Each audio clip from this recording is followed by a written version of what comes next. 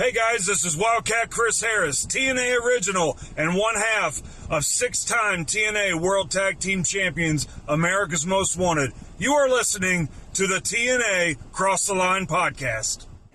TNA Wrestling, Cross the Line.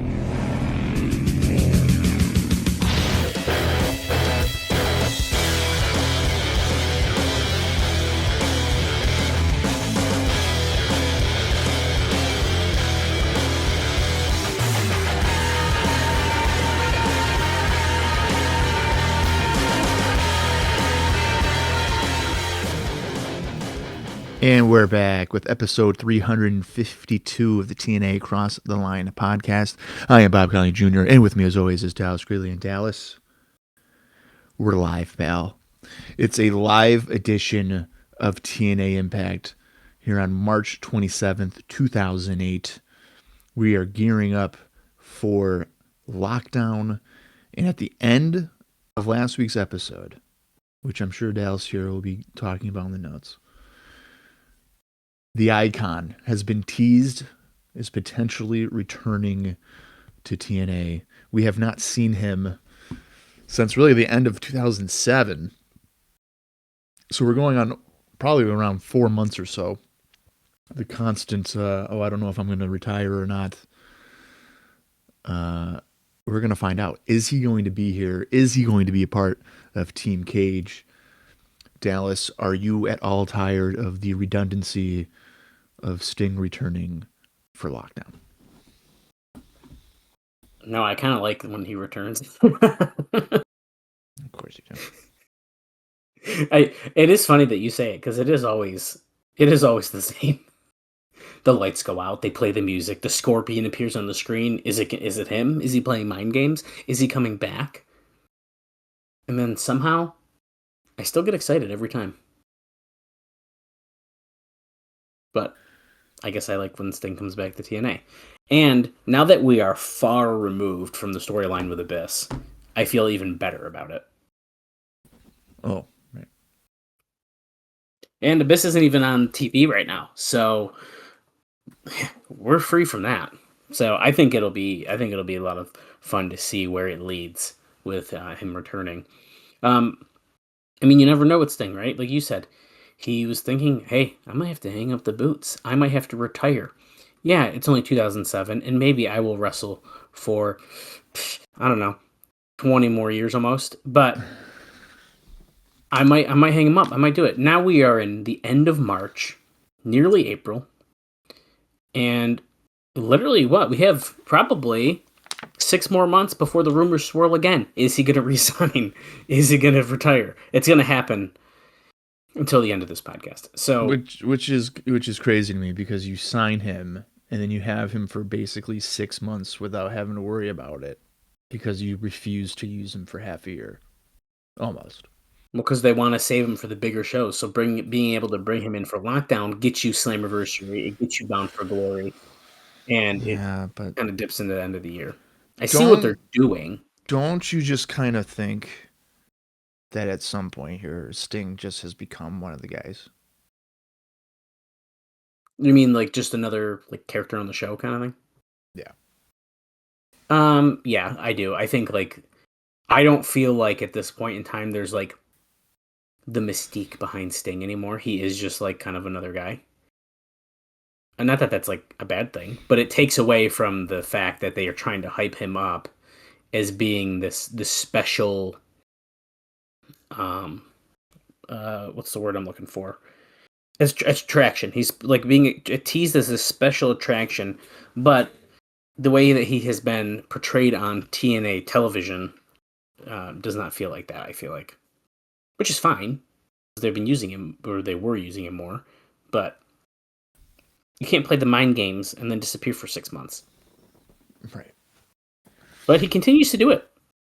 And I think, I mean, to my knowledge, he just continually signs 1-year contracts. Over and over and over. I think you're right. And I'm trying to think. I don't know if I've ever heard Sting is at a multi-year deal. I don't think it ever happens.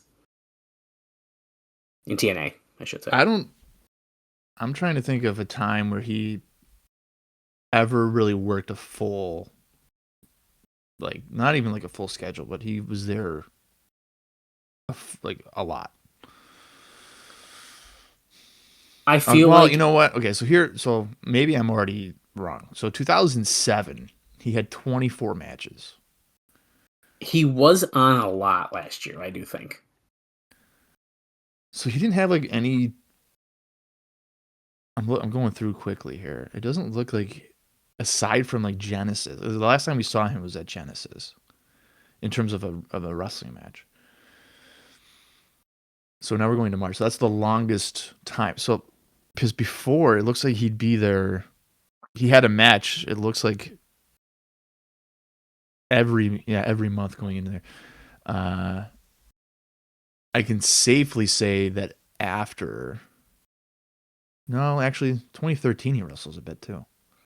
I was gonna say I do feel like there is a period with the whole Hogan Bischoff era that he's on fairly consistently. Well, it's out of our timeline, so I feel like we can say it. That's why 2010. He's heavy on 2010, isn't he? Well, I feel like segment wise, yes, but wrestling wise, no. Okay, so that's interesting. In 2010, he had 11 matches, but he certainly was there a lot for segments. Right. But the most matches he had in a year for TNA, aside from 2007, which was 24, is 2013 when he has 27. Wow. And that looks like there's a period of time where he is off for like 2 months in like the middle of the year. When he returns from that 2 months off, what's the match that he comes back for? I think it's no, I don't know if that's the same year. It says it's Hard Justice Night 2. I don't know if that is like Tito Ortiz coming out. There's one Sting return, and I'm trying to look it up. I literally don't even know how to find out how it is easily. When he returns, and he like immediately beats Hardy for the title, Jeff Hardy. And I can't remember what year it is though. Isn't that's not 2011? No, because that's the Victory Road one, isn't it? Yeah. No, I'm thinking there's another one. Unless it's the same year. He returns and just beats him for the title? Yeah. That's not Impact, I'm pretty sure. That's February 24th, 2011. No, it is 2011. Yeah, it's like a month before the Victory Road disaster. Oh. So Sting is actually the champion going into that match. I don't think I realized that. I think I always thought Jeff Hardy was the champion. Maybe that's why I'm so confused right now. Anyways, this is a Victory Road picture, but that Sting look, with that sequiny, it's almost like he mixed the Surfer Sting look with the Thrush Sting look. I'm going to go out on a limb and say it's probably my favorite look he's had. I really like it. It's very cool. And it always sticks out to me. And that's why I am remembering this really random return, because I remember him coming out and having one of the coolest jackets that I could think about. Like, it was just so cool. Gotcha. But yeah, anyways, that all being said, we will, I guess we're going to find out. What is Stinger up to here in 2008? I think it's fascinating that in our timeline, we saw him, the most we're going to see him, at least wrestling-wise, is last year. I never even considered that. So that's kind of a fun little fact that you just brought up. Well, you know what? I think I lied to you. Oh. Because, well, at least in our timeline, the most he would have is actually 2009. That still kind of surprises me, I guess. Which is going to be 26 matches. Oh, okay. Well, we have some to look forward to. Then. Hopefully there's not a match in 2009 where it's like title for a career. Like Sting's career is on the line, and I just said we see him 26 times. Yeah, right. Well, we'll forget by then, so it's fine. Yeah, well, for sure, dude. I'll forget by next week. For sure. Let's do a quick recap of the show from last week. I have ratings stuff for you, and then I have a pretty big note for you. And that being said, after that, then we have one house show, and then we'll be getting into the first ever live episode of Impact. So, do I get it pulled up here? Yes, I do. The March 20th, 2008 episode of Impact featured the following matches. Petey Williams and Scott Steiner defeating Eric Young and Kaz in 5 minutes, 25 seconds. I do remember after that match, Scott Steiner and Raka Khan put the bag over Petey's head again, handcuffed him, and then brought him to the back to continue his, I'm going to say training. I think they're kind of hazing him, though. Yeah, it's like an initiation. Initiation. Steiner keeps on saying. Yes, so. Oh, well, he did. I think he did say hazing as well. Or am I mixing that up? It's definitely initiation, though. Yeah, no, you're right. But it's a little bit of both there, so. Yeah. That is continuing. Then after that, we saw Tomko defeat Rhino in 5 minutes. And I believe it was after that match, there was some kind of scuffle that went down or something. I can't quite remember the full details. But Rhino was then put into another match later in the show, which we'll be getting to momentarily. Sanjay Dutt defeated Homicide in a Lockdown X-Scape Qualifying Match in 2 minutes and 20 seconds. So Sanjay will be heading into that match at Lockdown. Booker T defeated AJ Styles in 10 minutes. If I recall, I believe that match was pretty good. Gail Kim and ODB defeated Angelina Love and Velvet Sky in 5 minutes, 23 seconds. And then the main event. Rhino once again wrestling, teaming with, I guess, renewed friend Christian Cage. They have made up to defeat Team 3D. Johnny Devine was ringside as well. By disqualification, though, in 8 minutes. I would like to say they're probably more so brothers. Well, there you go. They're brothers. We saw footage of them from like the early 90s wrestling in a very small building together. That's what they showed us, to show that they're brothers, they're true friends, all that good stuff. Yeah, and what's really gross is that you probably could have shown that footage to somebody like today, and they'd be like, "What is this, from the 70s?" It looked rough. Yeah. So yeah, that's definitely true. Okay, so that episode of Impact did a 1.03 rating and 1.4 million viewers. It was also hurt by the NCAA tournament. Showed it a 0.52 in males 18 to 34 and a 0.62 in males 35 to 49. Now, Dave notes that after the rating decline this week going against the NCAA tournament, there's a feeling that going into the live show that we're about to watch, that the tournament competition will take the edge off the rating. If they do a 1.2, everyone will be happy, and a 1.1 won't be a disappointment, but it won't help efforts to go live on a regular basis. Right now, this is scheduled as a one-time experiment. The goal is to go live every other week, but that decision is largely in the hands of Spike because of the added costs. Okay, so I'm just going to chime in here with my sports takes here. I don't have the exact times, at least, because like we're only in the first round of the NCAA tournament. Okay. So, hang on a minute. If I really want to deep dive into this, I could potentially see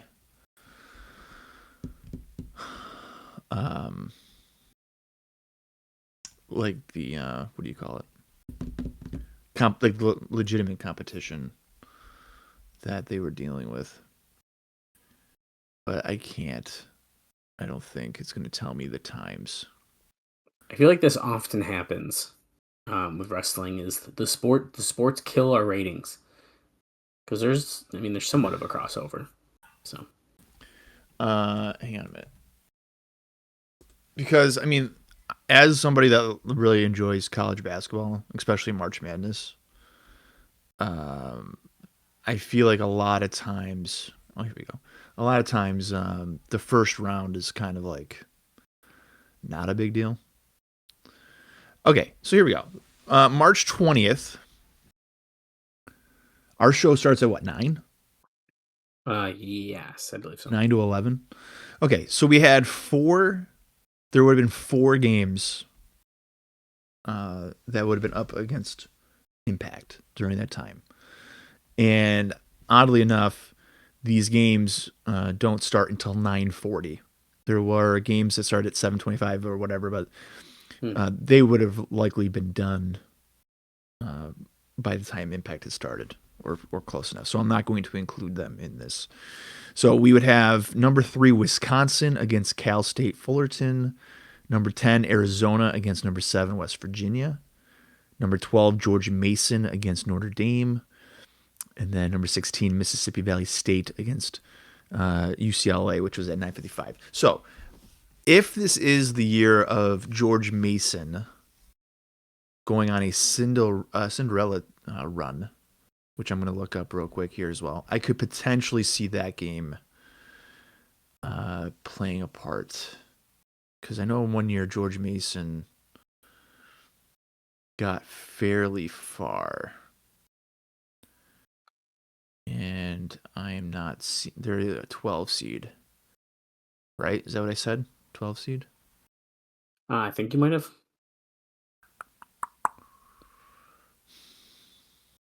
Okay, yeah, so that they did not advance. All right, well, I mean, that could just be how popular the tournament is, I guess. There is not really a marquee game at that time, but I could totally see people, I guess, tuning in to watch it.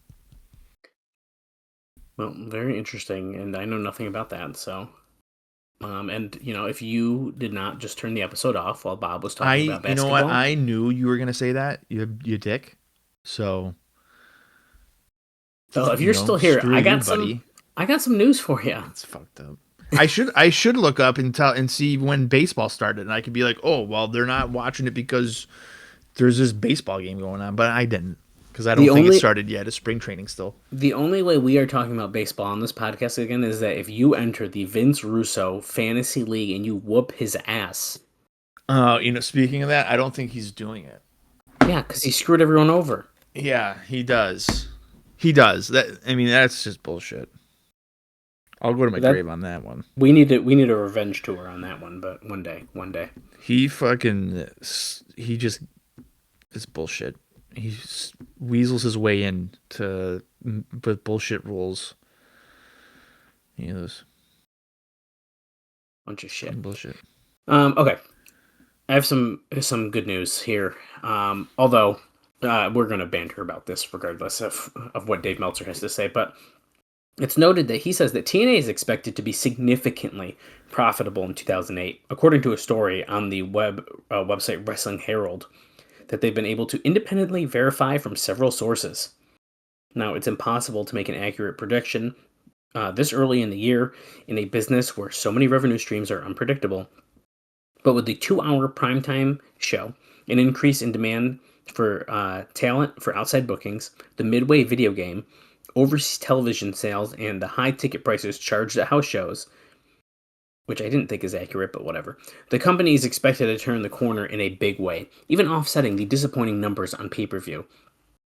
And then he goes on to say that it is said that it has been more than a year since Panda Energy had to pump any money into the TNA operation, meaning they have become self-sufficient. The company may have broken even in 2007 or even shown a small profit. And he kind of rambles on. If you want to read the rest of this, it's in the March 31st, 2008 Observer newsletter. And we've said it before, and we can continue to say it, but Jeff Jarrett has said on his podcast, once they got on Spike, they were profitable. Yeah.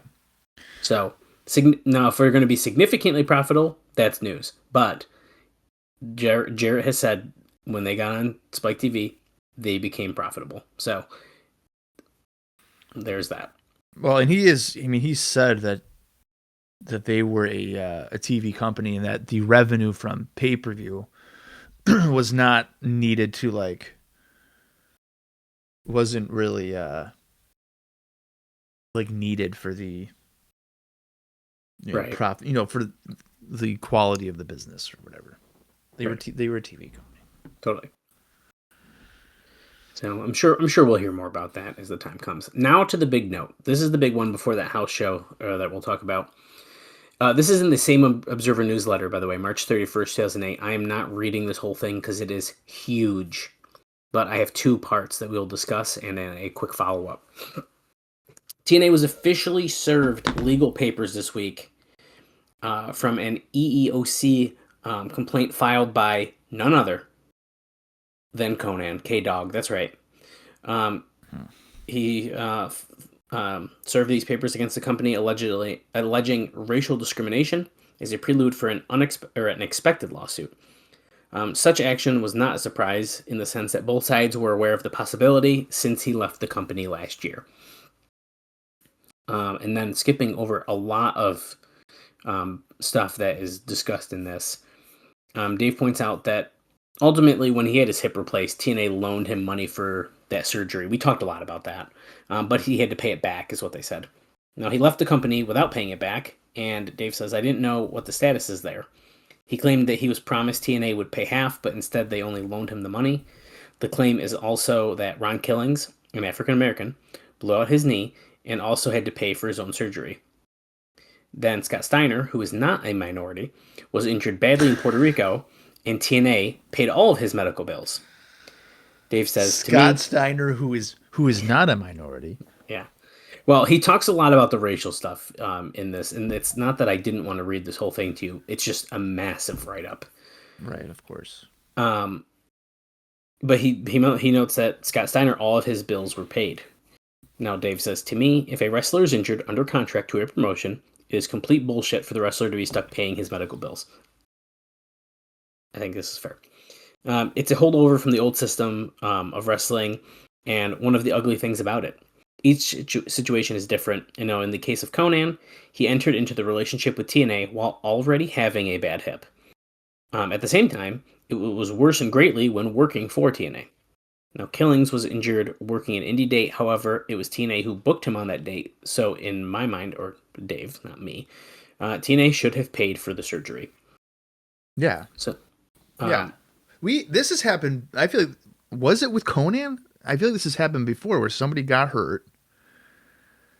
And then I think they got hurt on a booking that TNA got a fee from. Like they booked them out.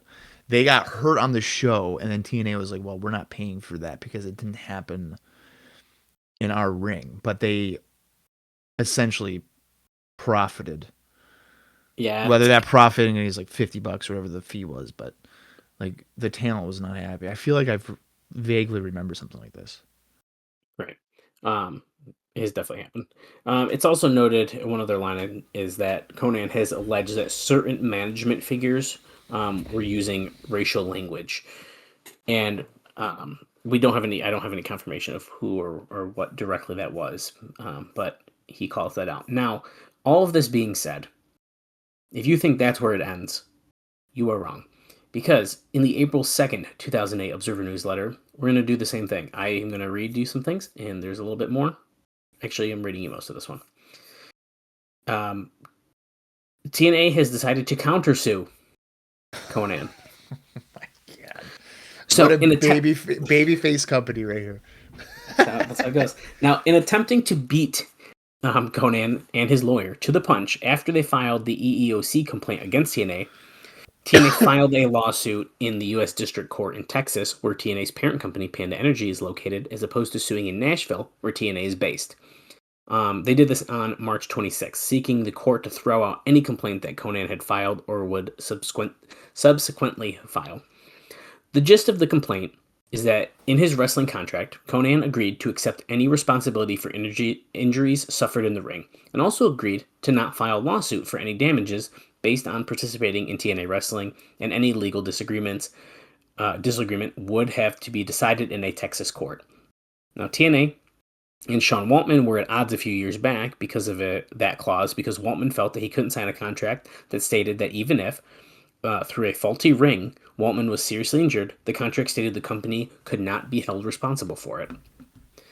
Conan alleged that he had the hip injury, and TNA essentially negligently failed to produce proper trainers, which resulted in a renal failure due to his ingestion of painkillers while with the company, as well as that he suffered from racial discrimination while performing with the company.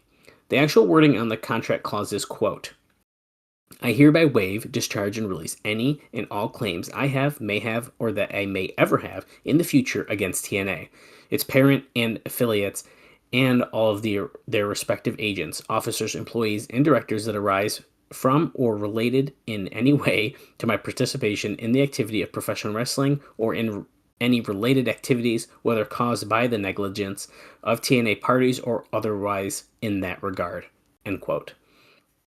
Now, it also states that his heirs or next of kin could also not file suit for damages for losses of any kind regarding his participation in TNA Pro Wrestling or related activities, even if caused by negligence of TNA.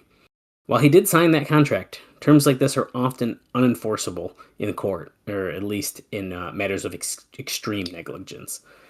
The contract also says the wrestler assumes full responsibility for all injuries or death related to pro wrestling, even if caused by the negligence of TNA. It also acknowledges that the existing injuries may be worsened or negligence of TNA, that he agrees to release any liability of TNA for those claims. This is a lot of, it's a mouthful.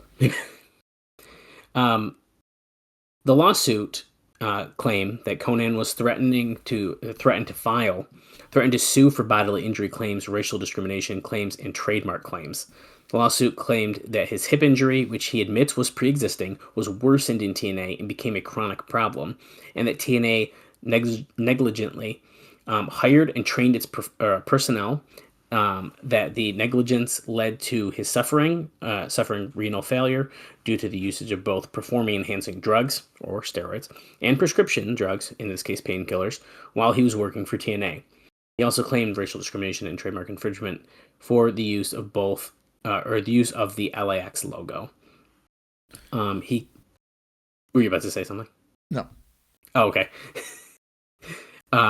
He claimed in his threatened suit that TNA directed him to play a Hispanic stereotype, to speak in Spanish slang and use a Spanish accent, to dress the role of a Latino street gang and use racially charged language, including coming up with the idea of hitting another wrestler with a tequila bottle.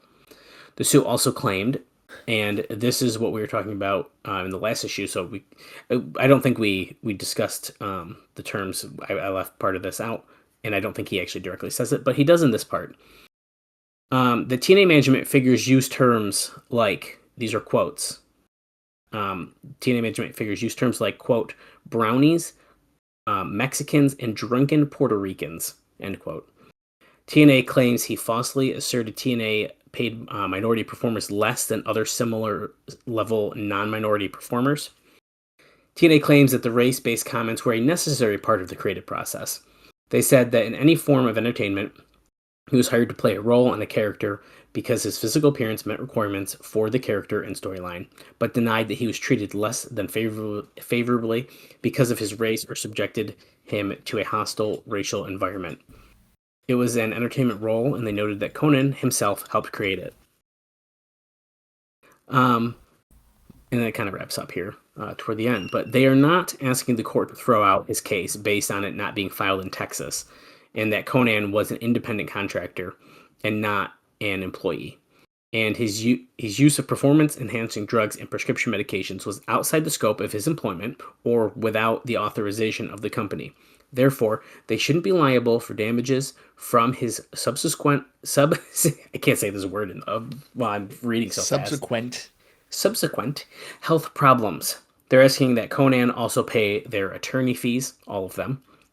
And then finally, the last part of this, Dave says, it is interesting because in the lawsuit, they make no claim regarding the lending of money for his hip operation, or that the money may have not been fully paid back at the time he quit the company, nor of the prior threat regarding the HBO Real Sports show. That was a lot. Yeah. But there's some big time litigation about to be going on here. Wrestling is very, very bizarre because all this is happening, or all this has happened. And I think anybody in their right mind would think, oh, okay, well, surely Conan would never want to work for TNA ever again, under any circumstance. Mm-hmm. If this is how someone's being treated or not treated, however you want to see it,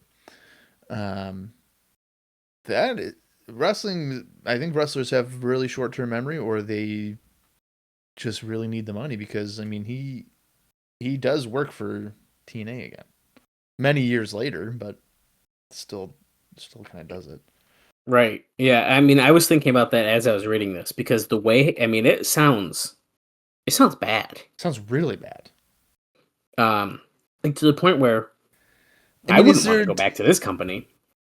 Well, when he comes back, it's with is it Santana Ortiz? Yes. I don't think it's before that.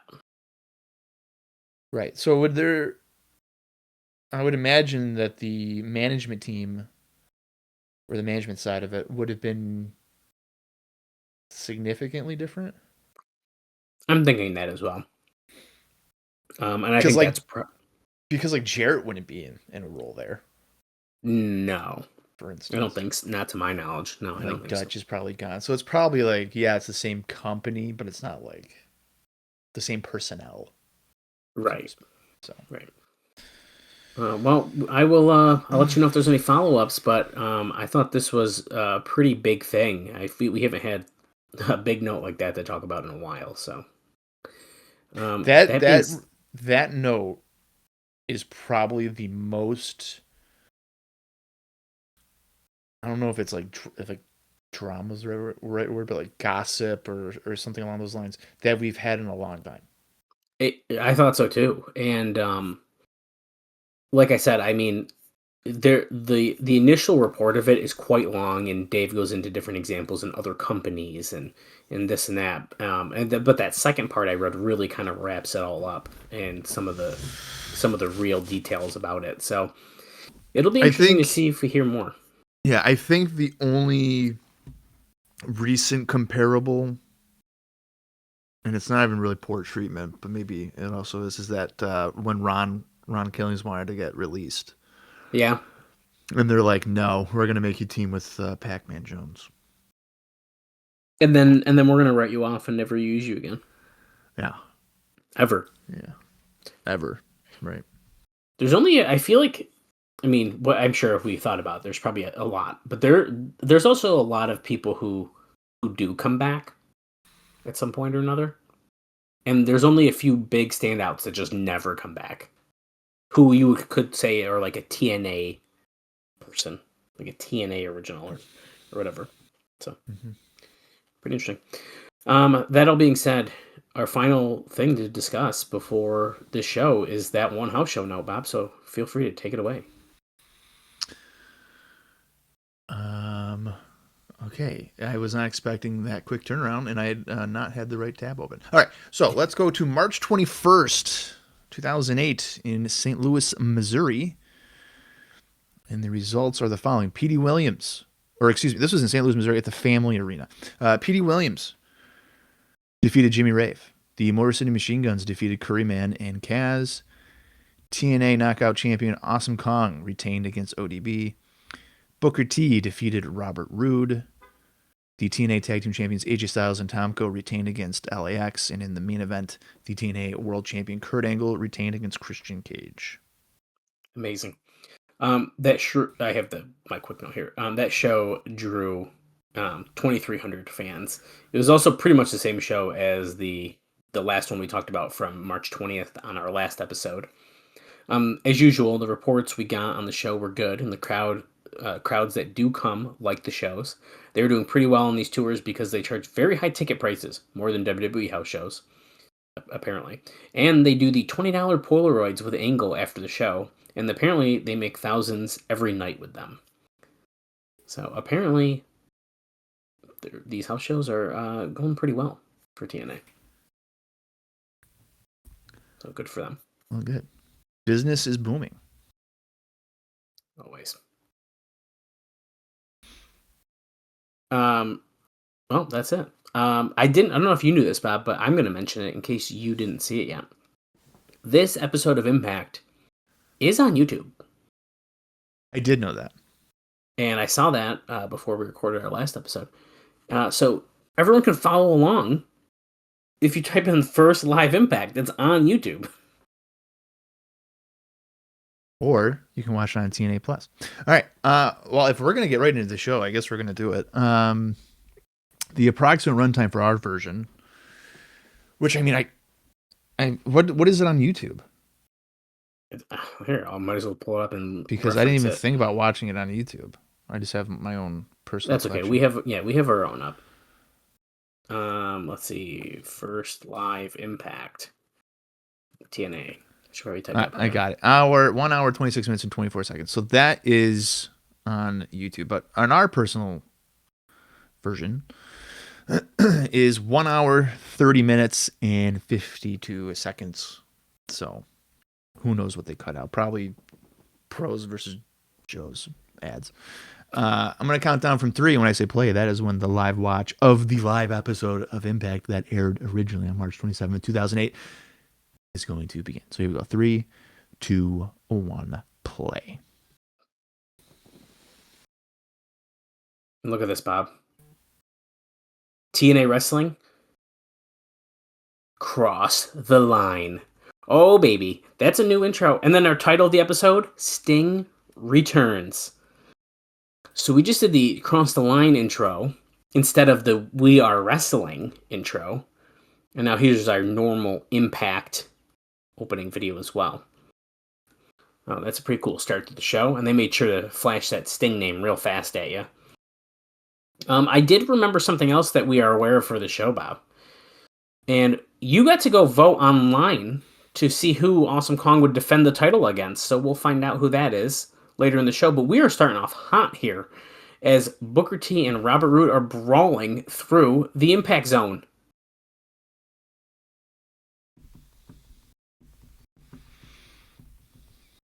Roode tossing Booker T over the guardrail. This is how you start out a live show. We have a new ring apron piece on that side. It's DirecTV. Booker T throwing Robert Roode into the ring. Peyton, get out of here. We got Peyton on her way down here.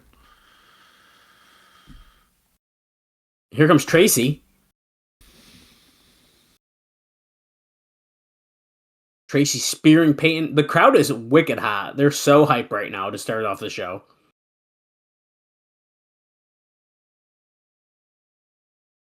Now remember, we have a mixed tag team steel cage match at Lockdown.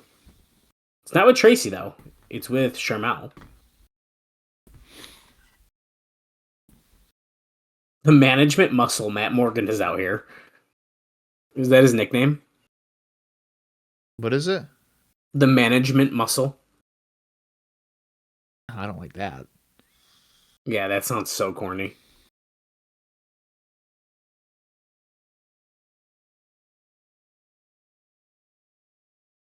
Security is doing their damnedest right now, but they can't contain these guys. It's Mike today. It's Don West. We're ringside.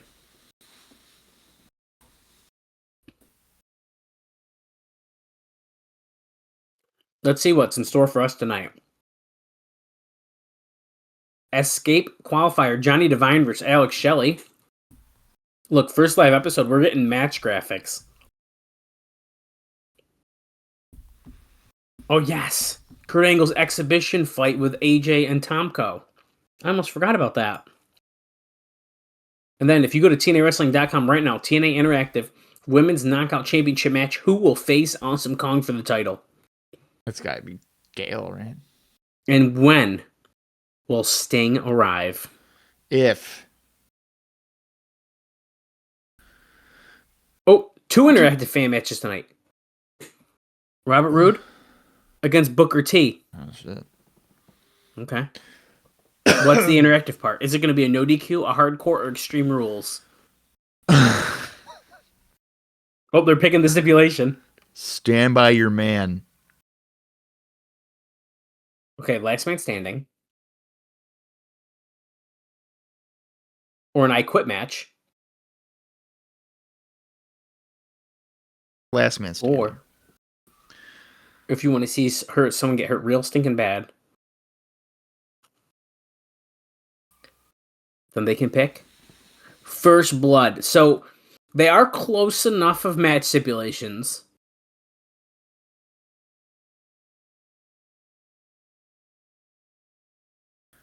Booker T's yelling, "Your punk ass!" So you would vote last man standing? I would absolutely vote for last man standing.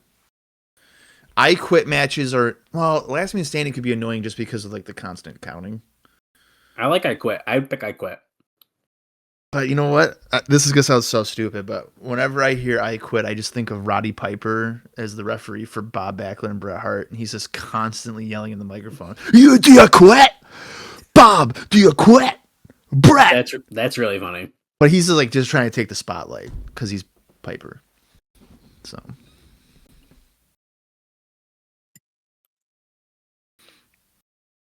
AJ and Tomko being interviewed here.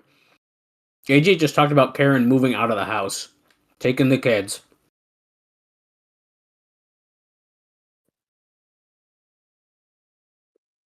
Tomko says, "We don't worry about anybody," when AJ's talking about Sting coming back. Kurt says, "I hope you're thinking about that exhibition." Tomko, I need you for your size and strength. You just beat up a guy in a shoot fight in Japan. I know what you're talking about.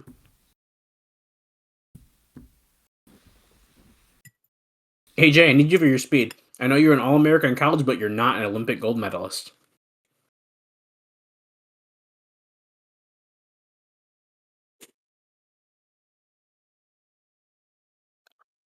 Kurt says if they don't got him, he's going to hurt one of them or both of them.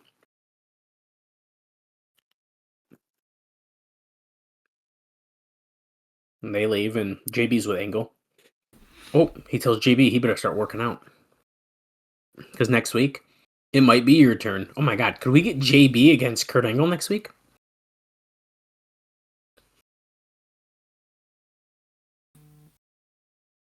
TNA Lockdown X-Scape Qualifying Match is starting us off in the ring here. Johnny Devine, what a great way to start the in-ring action on a live episode of Impact. This is basically the equivalent of Glacier coming out on the first Raw, or the first Nitro in 1999. Oh, come on. No? Actually, this is the match that should have happened. This is Paparazzi Productions' former teammates facing off. And yeah, Devine has the Paparazzi Production camera with him. Look at that. He's even setting it up and everything.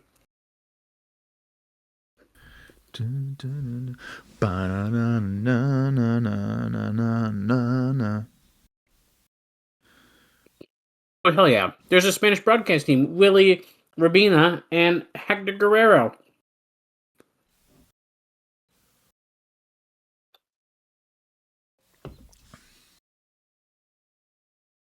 Oh, we just saw a Big Papa Pump screen and Johnny Devine's before the Motor City Machine Gun pop up. So that's okay. We're live for the first time. We're not used to where the buttons are. I actually am pretty excited to see what kind of production errors that we might have, because TNA is famous for production errors on live shows. Yep. Well, Johnny Devine immediately attacks Alex Shelley.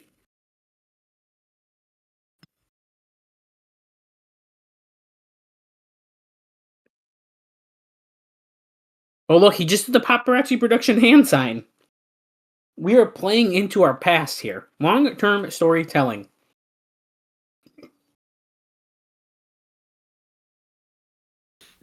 Long-term story. Cinema. Well, I was going to say, I think that Shelley should probably win this, but do you think they could just do a tag team thing with them, the Machine Guns, and Devine will win this one?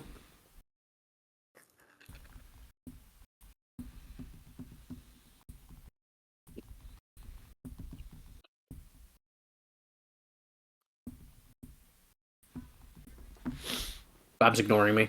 I didn't hear you. Would you have Shelley win this? Or do you think the Machine Guns will do a tag team thing at Lockdown and then Devine will just go over here? Oh, I don't want to see Devine in the escape thing. Now, I was talking about production errors. Do you see the lights in the arena right now? Yeah, that's a production error. Like, or Sting's coming out for Johnny Devine. What in the world was that? Lights out. Wait. Dude, he's here. Oh, so it was supposed to happen. Team 3D has run away. Oh, he's playing mind games. Oh, shit, because they're on the Lockdown team. Okay. That makes sense.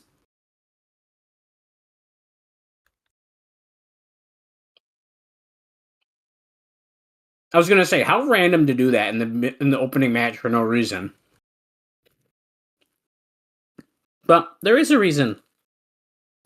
And Team 3D is so scared they ran away. Suicide dive by Alex Shelley. Shooting Johnny Devine against the guardrail. Oh my god.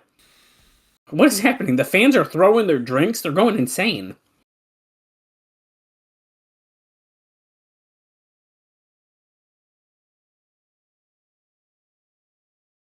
This might be the loudest I've ever heard the Impact Zone.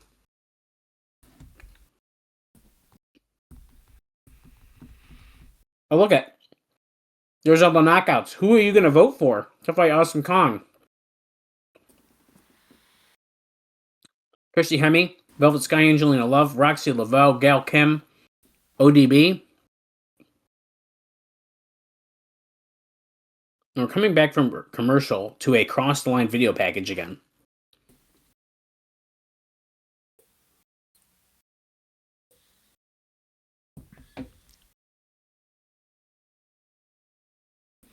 Every time they draw the battle lines, we cross them.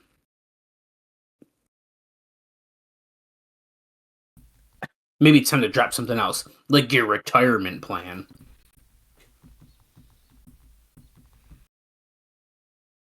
Well, we're back to the match. I'm sure that little ad was cut out of the YouTube version. They're lame if they did.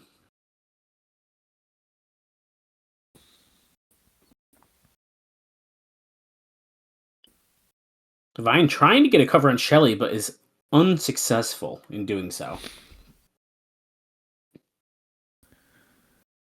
I like how Devine is wearing... Well, I feel like he always does this. He's wearing like Timberland boots. I guess I never really paid attention to his He's a boots, construction worker.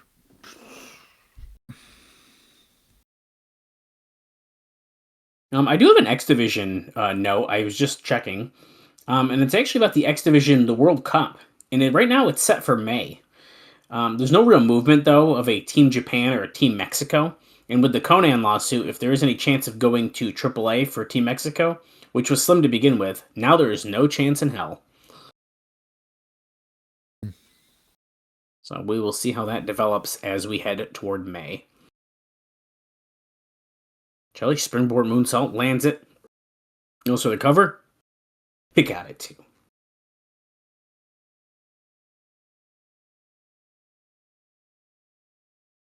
We gotta see that again if we can. Look at that moonsault.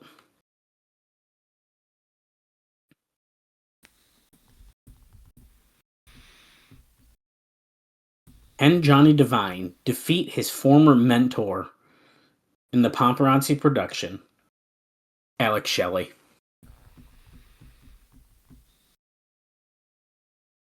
Play spread number 2. Nope. He lands on his feet. Backslide? Nope.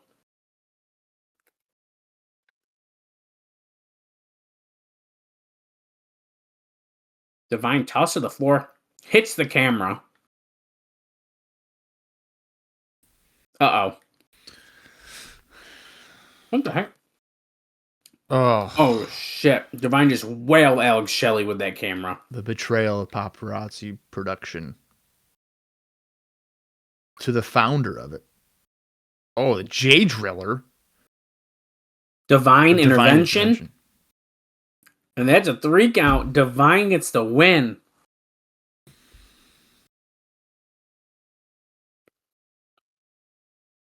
Bob called it. He wanted to see Johnny Devine in the X-Scape match.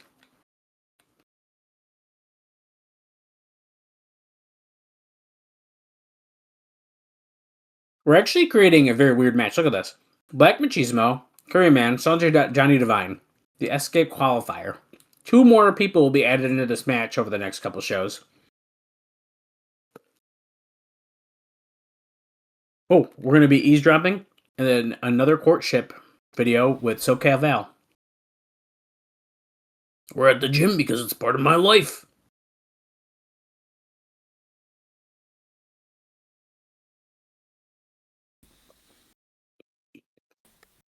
So Jay Lethal is asking SoCal Val to help him train.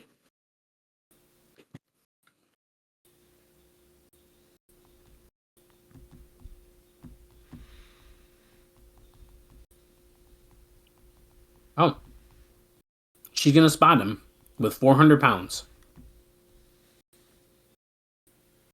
Strongest man right now. Yep. Oh, Petey's here. Oh, he called him a lightweight.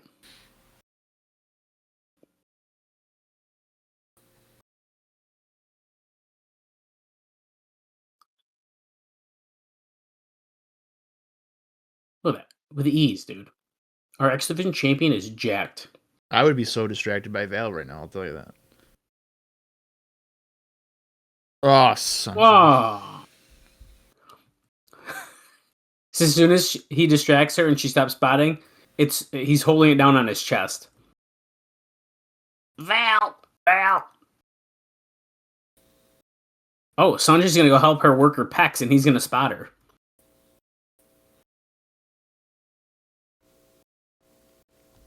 Wow.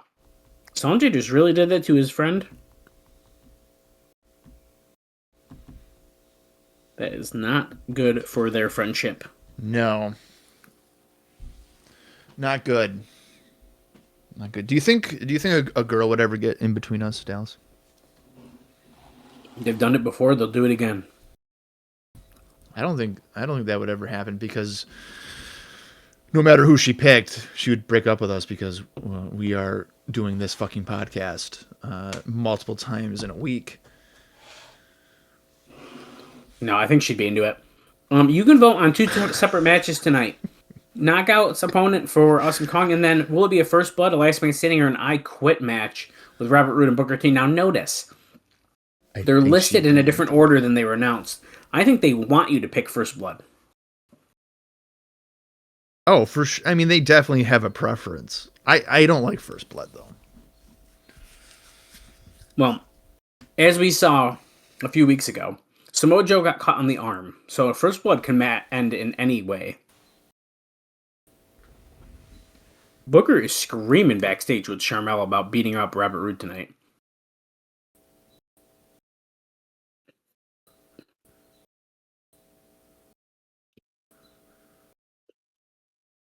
Robert Roode, after tonight, you'll never stand in the ring with my wife again.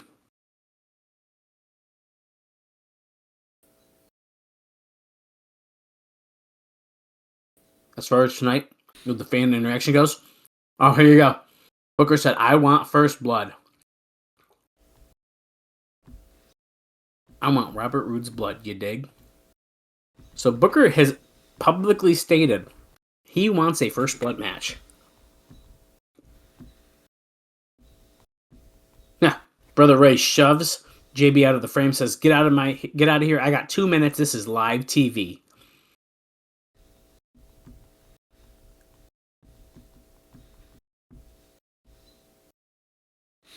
Brother Devine, you have to continue what me and Devon started. Destroy the X Division. We know you can do it. Oh.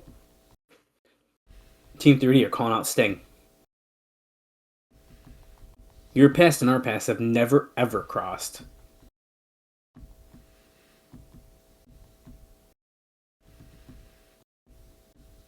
Oh boy, we're bringing up WCW and ECW shit now. That's what they've been doing for literally, 10 years at this point? Even when they were in ECW, they're like, when we were in ECW. I believe that.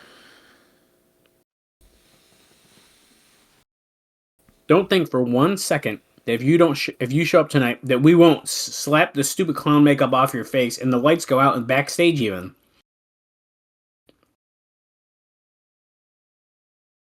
He's yelling at Devine for screwing around.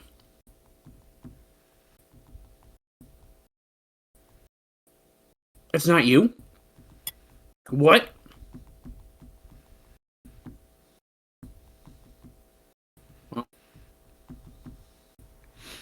Oh, look at... It's Derek Graham Couch, who is a WWE wrestler. Oh, no. Sitting in the crowd.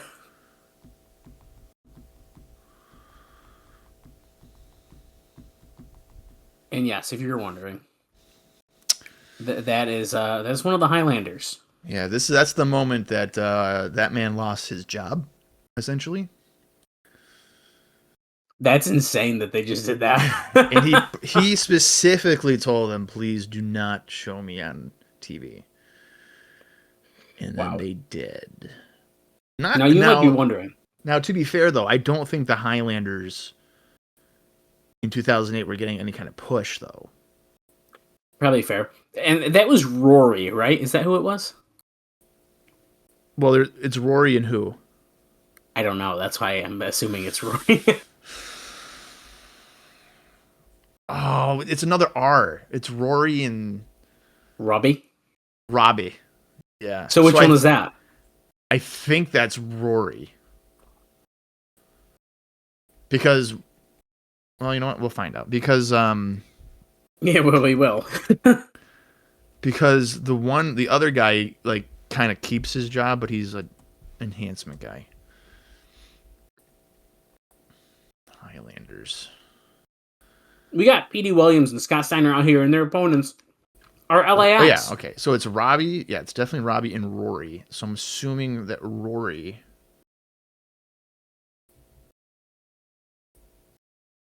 Let's see.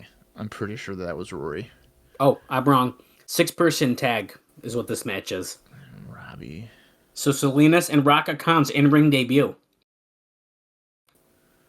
Yeah, so I think that's Rory. Well, for sure it is, because Robbie would still have like Sunday Night Heat matches. Rory had one more TV match in August. Well, it was Rory because now he lost his job. Yeah. And then I feel like I never heard about him ever again. Well, his last appearance for WWE was on Monday Night Raw on August 11th when the Highlanders lost to Crime Time in 2 minutes. Oh, he wrestles in August? Yeah, that's his final appearance. Robbie... Robbie was like... He was on Sunday Night Heat for a few times.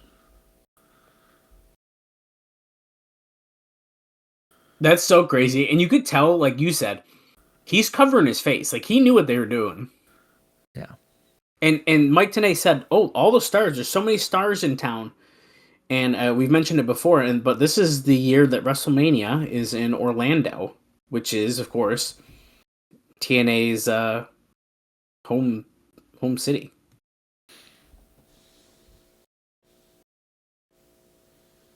Well, double team by LAX, going after Petey Williams here. Hey, you can get a free week of TNA Mobile. Standard text messaging rates apply. Text TNA to 76,000.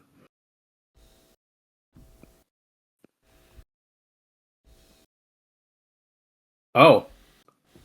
One specific confrontation?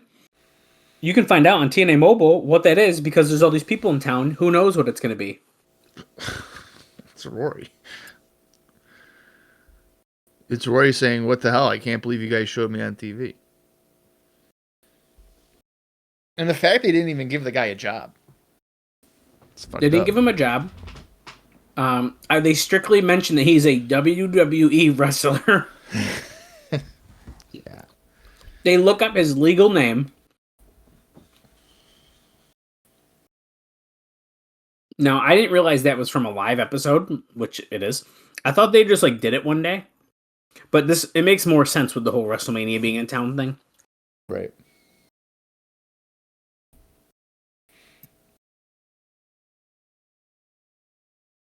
Scott Steiner's swearing so much they're censoring it. Live, brother. We're not literally. They can't edit that in post.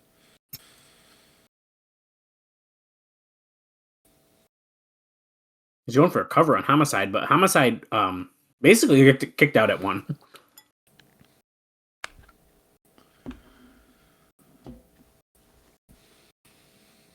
What is the crowd chanting? 187. Oh, okay. Which is literally the code of Homicide.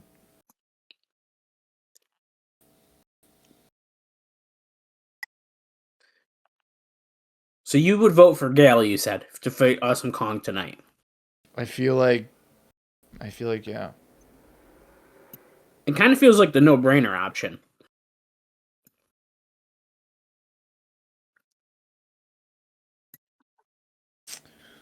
That's why I'm saying that. You're a smart man. Scott Steiner hits Homicide into the corner, which allows Hernandez to get the tag.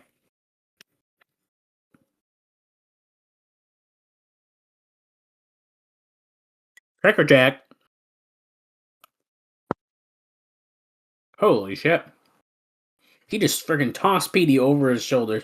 Drop kicks Scott Steiner out of the ring. Hernandez is on fire right now. Picks up Petey. Holy shit, what a powerbomb. Raka Khan gets involved in the ring, kicks him in the back, though. That is bold. That's a bold strategy, Cotton. Salinas jumps on the back of Raka Khan. Flips her over like a rag doll.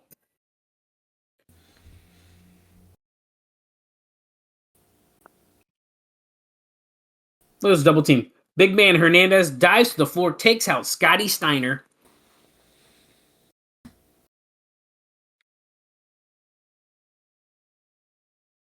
TNA. What's your? I've talked about my favorite Hernandez. Oh, I thought he was gonna do the cow killer. Holy shit! Or Gringo killer. Excuse me. My favorite Hernandez promo, right? Yes. Yeah. Homicide gets the pin on Petey. I can't believe we didn't. Okay, just this is maybe a long shot, but you have this live show, potentially new people tuning in because it's live and it's exciting. You gotta hit that Canadian Destroyer. Or the Gringo killer. Yeah, one of the moves. Well, nice win by LAX, and Petey taking the fall is not going to be good for his initiation. That's exactly what I thought. Scott Steiner is about to treat him like one of his freaks. Oh, and here they are yelling at him ringside.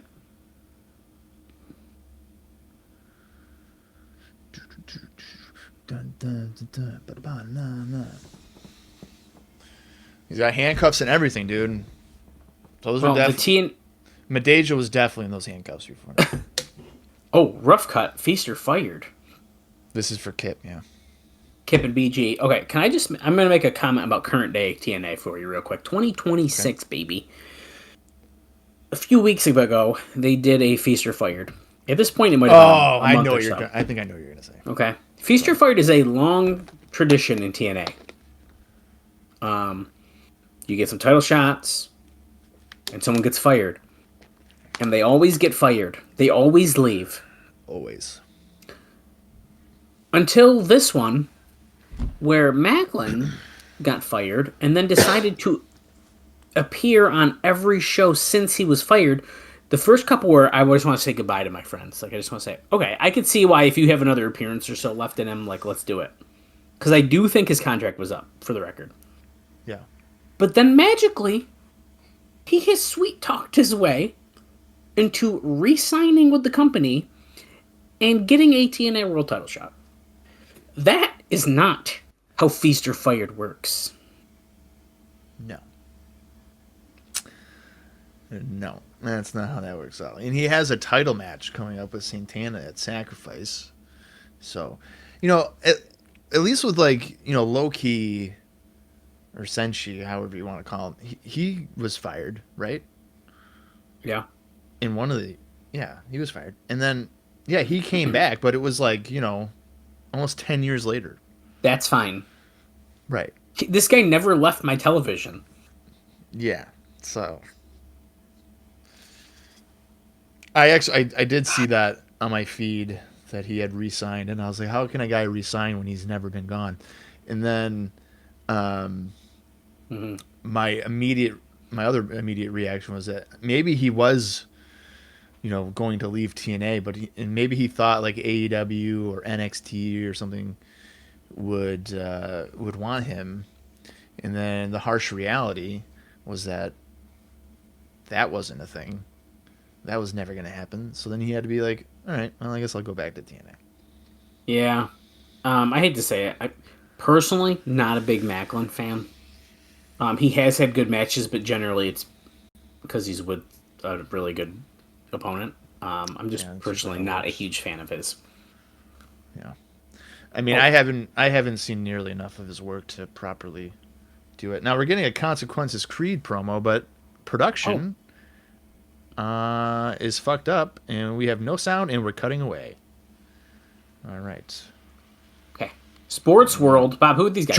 That's Joel Zamaya again. Sure. Wow. You know what? No wonder this guy blew out his arm.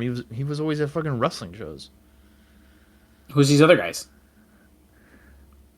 They ain't telling us. I don't know. There was just Bob in the crowd with stink face paint on.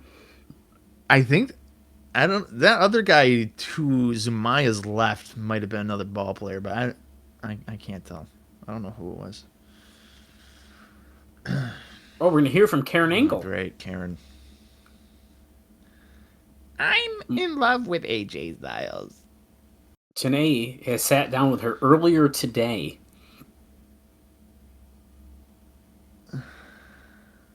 Everything I've heard, especially in the past week, you've moved Kira and Cody, your two children, out of the house in Pittsburgh.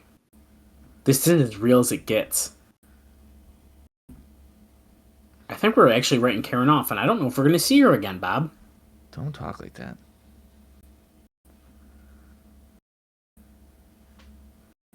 Karen says, I don't blame you for being skeptical.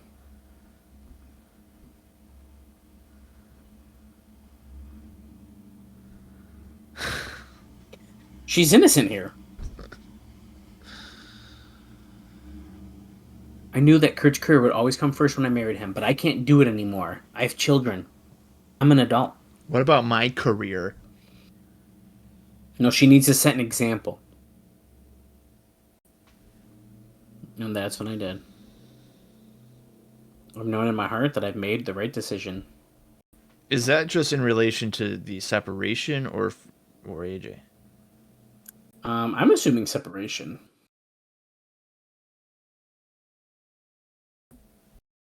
Well, that's true. He is obsessed with Joe.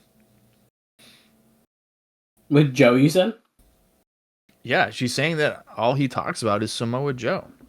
You can't blame her. Him. I can't blame him.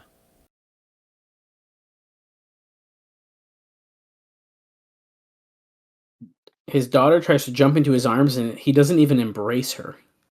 Because it's not Samoa Joe. She keeps saying, I'm an adult. If Samoa Joe ran towards Kurt Angle, I'm willing to guarantee that Kurt Angle would open his arms. Now, sure, he'd be opening his arms for likely an overhead belly-to-belly suplex, but he would open his arms. Wait. Mike Tennick just said, are you seeing someone else on the TNA roster? AJ. She says, I did meet someone. AJ. That is someone that treats her like Kurt used to treat her. Do they know J-A-double-R? Do they know E-double-T? about Double J dipping his fucking guitar guitar case there of Karen, and now they're like shoehorning it into being like Karen and AJ, but it's really in their heads Karen and Jeff. I'm like stunned because I really don't know. This is amazing. Because I don't know when it happens. Well, I tried looking it up and it just said 2008, so it doesn't even. They don't really know. Wait, rumors began to swirl around the locker room that Karen Angle had started dating Jeff Jarrett in late 2007. Oof. Okay. They might literally be dating already, and they had to write her off because of the drama.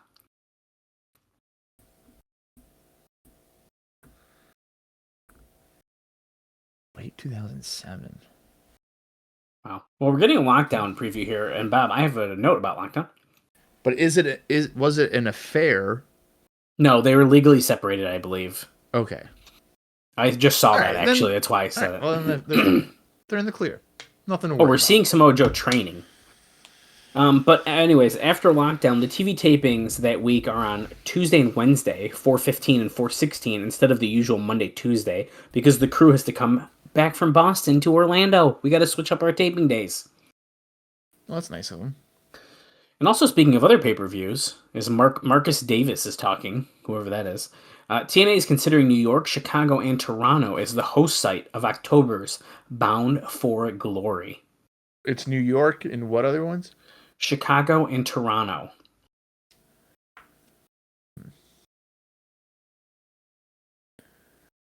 Well, they have on the house shows that they had a pretty good run. Or no, was it Canada that they had a good draw? Yes, Canada, they had a pretty good run, yeah. There was no, it wasn't the Canada shows that they had like 5,000 though, right? Oh, that was Pikeville. Yeah, they got to go to that one. You got to go to Pikeville. I mean, I don't know why you wouldn't. Or somewhere in Kentucky, probably. Make them make the drive. Right. While this is happening, too, a little bit of mix of what we just witnessed and what we're seeing here. Jeff Jarrett is wanting more seriousness to the product and was a strong proponent of the new direction of the Samoa Joe vs. Kurt Angle build. Basically, on the writing team, Vince Russo isn't necessarily more comedy, but it works out that way because he believes in more pre-tapes, which he writes, and then writes the cute lines. Jarrett wants more ring time, and Dutch Mantel wants whatever Jarrett wants.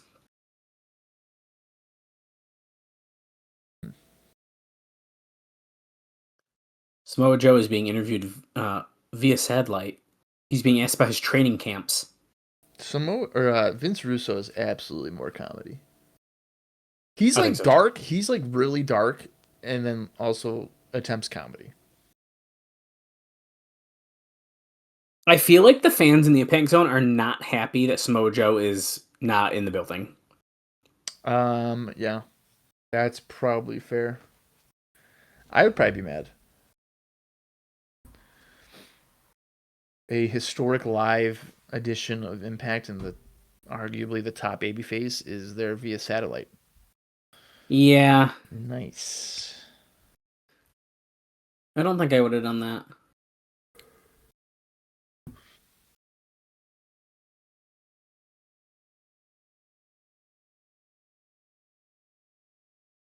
Mark Tenay asking Samoa Joe, you said you were going to walk away from professional wrestling if you do not win the title.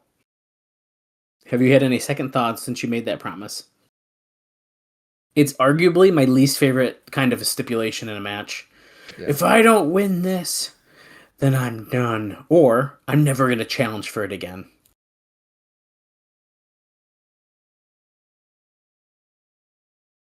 I hate those.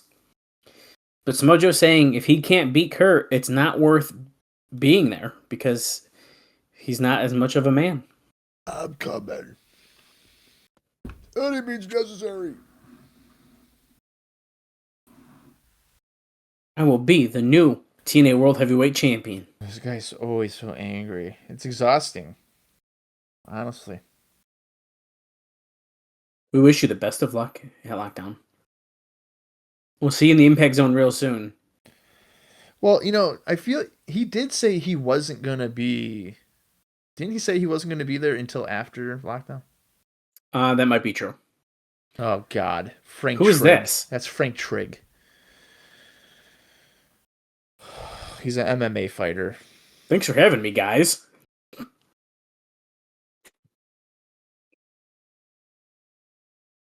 Haha, he feels like the Okay. best piece of meat in an egg sandwich.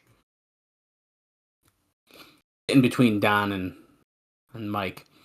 Okay, awkward. Okay, we're not cutting. Production error again. That's good. I'm telling you, we can give them a little bit of a slide because this is the first one ever, but they are famous. Even on Impact, which was not live, I don't think, this past week, the sound production was just awful. Yeah, I believe that. Tomko and AJ are coming out now. It's time for the Kurt Angle demonstration. I hate to do this, Bob, but my only remaining notes are about Kurt Angle, so I guess I'm going to tell you some more notes. Do it. Angle was on NPR and claimed that he made $3 million in his best year in wrestling and now makes about 7 figures. Based on what guys in similar positions were making, that figure sounds way high, is when he left. My impression, Dave's, from people who would know, is that he was in the $1 million range. Yeah, but isn't that's still 7 figures? Still 7 figures. Yeah, like what are we talking about? And finally, as the sparring opponent, Kurt Angle himself, is coming out, Kurt Angle was on Between the Ropes radio and was asked about TNA having too many gimmick matches and constant interference. Angle agreed and said the company is addressing those issues. He says, quote, "It's been talked about. The ref bumps and unclean finishes, run-ins, and that kind of stuff has been all been talked about. We're going to tighten that up. Not have so many interruptions, have those clean finishes, and even if a heel group goes over babyface." So, there you go. We're working on all that stuff. The stuff is definitely going to be cleaned up. So he just kept saying that over and over again. And then finally, he says, he predicts that fans would be chanting TNA at WrestleMania because it's in TNA's home city. Dave says, I wouldn't hold my breath on that one. Kurt also said that his match with Joe would be better than Big Show versus Floyd Mayweather. I'm glad he's setting his lofty goals for the match. What? Next, he could say it'll be better than Maria's last TV match. That's pretty funny. Kurt Angle also hinted that Lashley would be coming to TNA. He would be available starting May 10th and will be deciding at that point either TNA or MMA. He probably could do both if he wanted, but that also wouldn't be a good idea. That might be one of the funniest things I've ever heard, is that Kurt Angle guaranteeing that his match with Joe would be better than Big Show and Floyd Mayweather. That's so funny. What in the world? Really, really good. Tomko is the one who's starting with Kurt, by the way, in the sparring session. It looks like we're going in like minute intervals, or was it 45 seconds? Either way.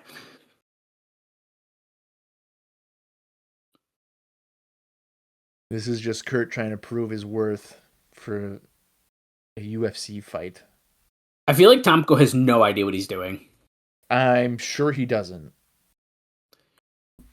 Oh shit, he's busted open though on his eyebrow. Kurt might have laid one in. Probably did. Now AJ is wearing his famous wrestling singlet here that he wore when he was doing the suplex thing with Scott Steiner. Oh yeah. Okay, it is a minute. He switched in with Styles now.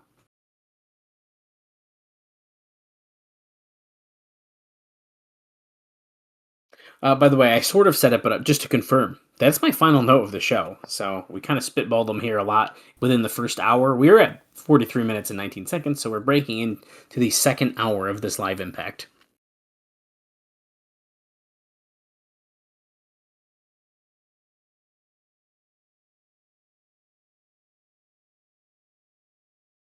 AJ is like avoiding Kurt almost.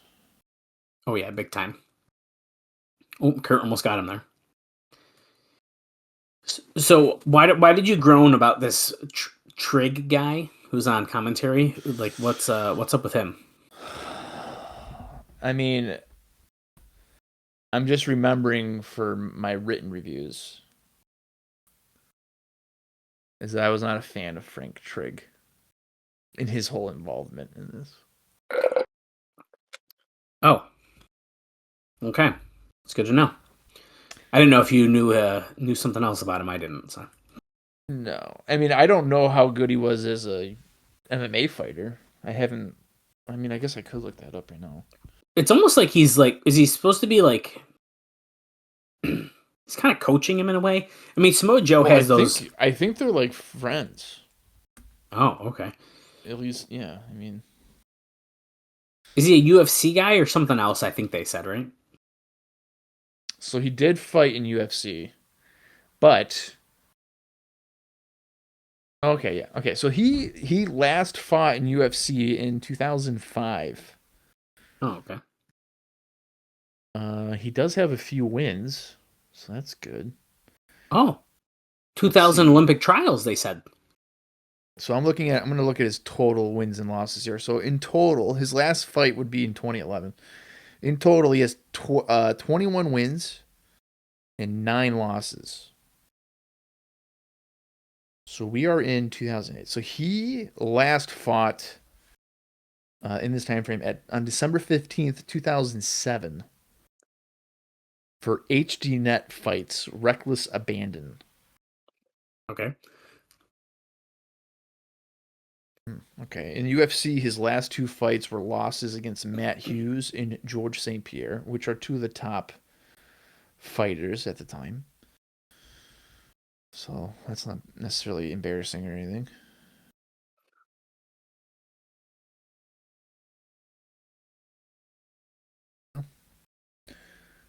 AJ has Kurt down on the mat here. And before AJ got back in here, by the way, Kurt nearly made Tomko tap out, but he ran it to the buzzer, and he did not.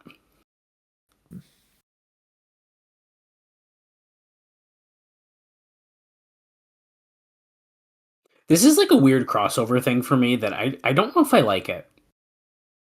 I don't like it when they do it years from now, with Double J. I'm just gonna say it. I really didn't like it when they did that. That you didn't find that entertaining at all? I don't know if I did. Maybe if I watched it again, I would. I guess we can go on a couple more years. I'm sure you would love it if we watch it on here because that's just your trend. Anyways, music is playing and it's Christian Cage. He's sick of watching this crap. Oh, it's Christian and his team. Big Kevin Nash and Rhino. Are we about to see the return of the Icon? No. That's for the end of the second hour. But we're about to kick off the next one. Wait a minute. Yeah, they might say it.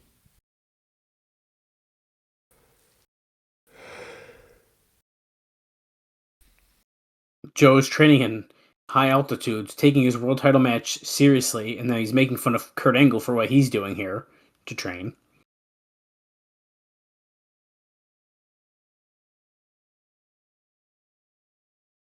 You want a real sparring session, a real training session? Well, we're offering our services right here, right now. For a sparring session? Oh boy. Oh, here they come. They're walking down the ramp.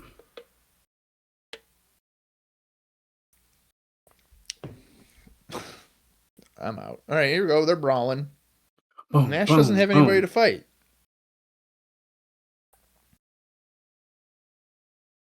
Look at this. Do they finally have... Oh, never mind. No. Here come... Brother Devon almost tripped over the camera cord. He tripped over Christian's head after the camera cord finally got off his foot.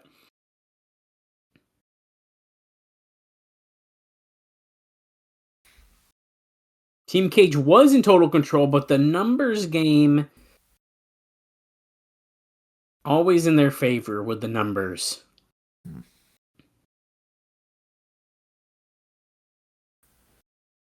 All we need is a man with a baseball bat to come and hit him in the midsection. Yeah, if only.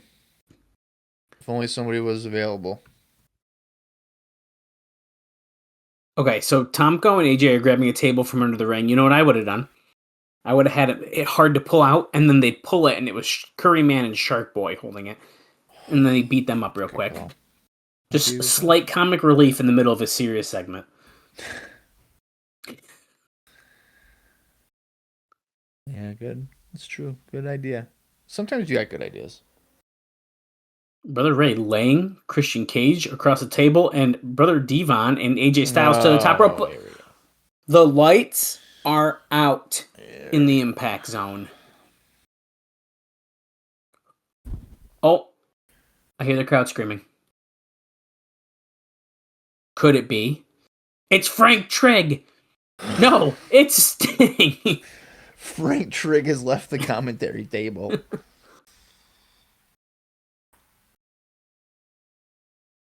The crowd is going nuts for this.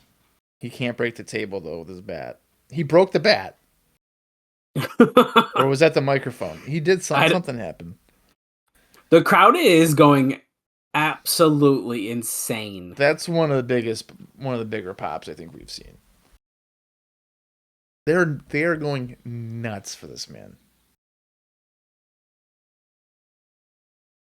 And it feels really good to be live. He's got a message from Team Christian to Team Tomko. I say, let's not wait for lockdown. Let's get it on tonight. Oh boy. Okay, I guess Tomko screaming "Come on!" I guess is accepting. He didn't say yes. He just said "Come on!" Bye. We might be seeing a Sting match tonight. Is what they're just telling us. I think that's what's going to happen here, Dallas. Well, Frank Trigg, thank you so much for adding nothing to this. We'll see you next week. Maybe we'll see him later tonight. Who knows? I hope not. Well, look at this. We have some new house shows coming up. Spencer, Iowa, and Lincoln, Nebraska, April 4th and 5th. Right. Interaction Fan Fest in April 12th in Lowell, Massachusetts. Bob would be begging me. Let's go to the Interaction Fan Fest. I'd say, Bob, no. I only go to the shows themselves early. I can't go to the Fan Fest as well. Right, yeah. I wouldn't do both in the same night. Never. You would never do that.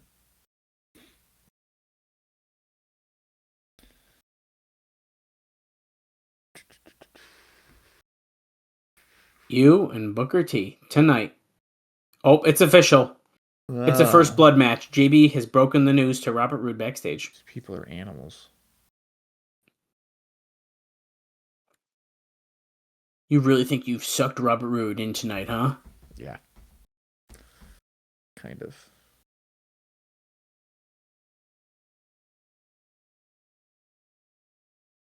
At Lockdown. Come hell or high water. Oh. Skinky little wife. Jesus.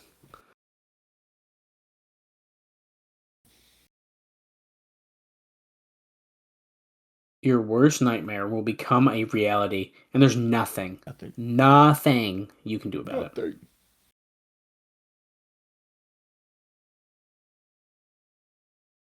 Now tonight you want Robert Roode's blood? Well, consider us on the same page. Oh, I thought he was going to say he wanted his own blood too. I also want blood. What the fuck did Charmel do to this guy that he wants blood? Like, what?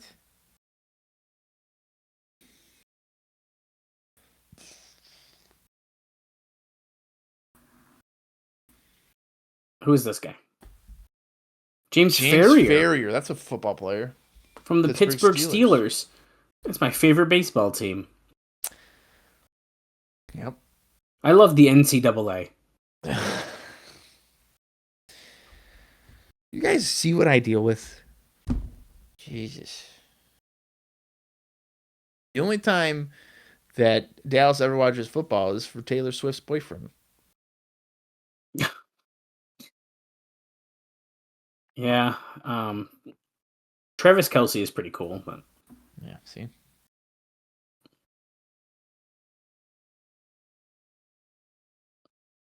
we're experiencing technical difficulties. Please stay tuned. Oh, Wait, we're good. back. We're good. We're back. Wow, we're really killing it with this shit tonight. If you love your show with production errors, well, boy, Impact is the show for you. I wish I thought about this before we were 54 minutes and 31 seconds in. That I would have said, Bob, every time there's a production error, take a shot. Oh God, no. No. Guys, we would have been cruising tonight. I'm exhausted as it is. I can't imagine being drunk. You would have been drunk a while ago, but Yeah, I would have been drunk. I would have been drunk by the Consequences Creed fucking fiasco on his video package. poor guy got screwed. They're trying to show a cool video package, and they actually showed his face in that one, and then it still just cut out, and they just moved on. Yeah, they're like, well, we're not showing that one. Booker's got cool, sweet new gold and red gear on tonight, but it is time. The first blood match has officially started. Who will draw blood? Who will draw blood? I'm going to say that Booker T is going to win. You think he's going to win?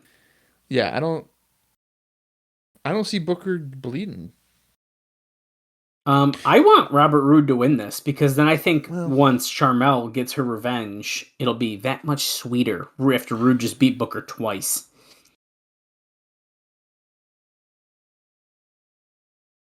Yeah. Tonight's main event.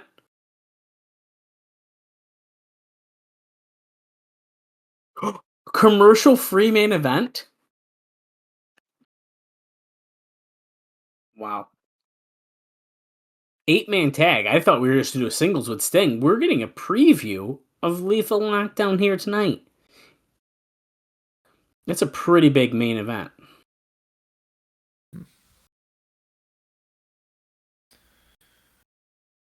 No commercial can contain these guys. Booker going for the axe kick, but he misses it. Roode runs at Booker, gets tossed to the floor.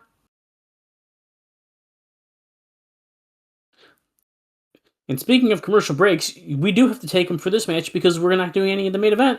So, we're going. I hope when we come back from break, Booker's bleeding. And they're like, you're not going to believe what you missed during the break.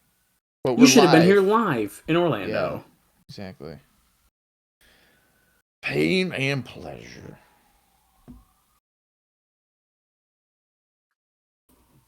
Every time they draw a new battle line, we cross. Whenever they draw a new battle line. I think the they is WWE, right? That's a good question. I would say, yeah, probably right. Probably is. TNA Wrestling. Oh, and we're back. DDT on the apron by Roode.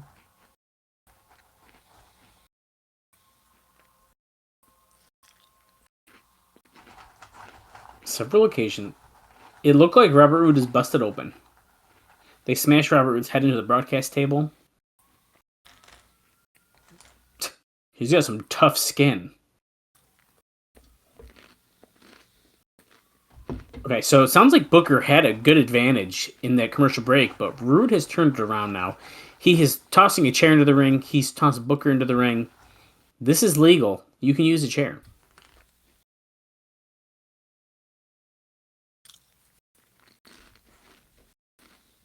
Sets up the chair. Maybe he wants to take a seat. Maybe he's going to sit down for a second. Then he's going to get back up. He's going to make Booker bleed. I'm thinking the chair is actually for Charmel so that she can watch. No, Booker just hit his forehead straight under the chair, and I see a vein right there that could pop any second.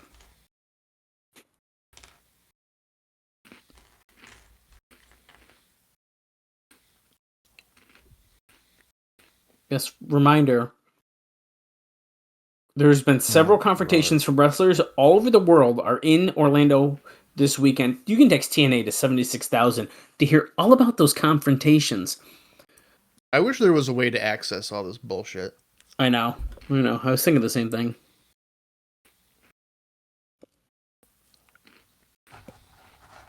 Because the idea that there's all these confrontations and they're texting people about it, and then they probably don't say anything. They probably literally say, there's a pretty tense confrontation between wrestlers from all over the world.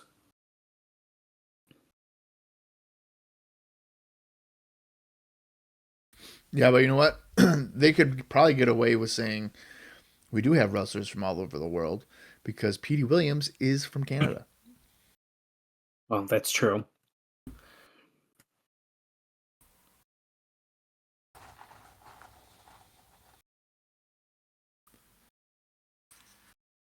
Booker T.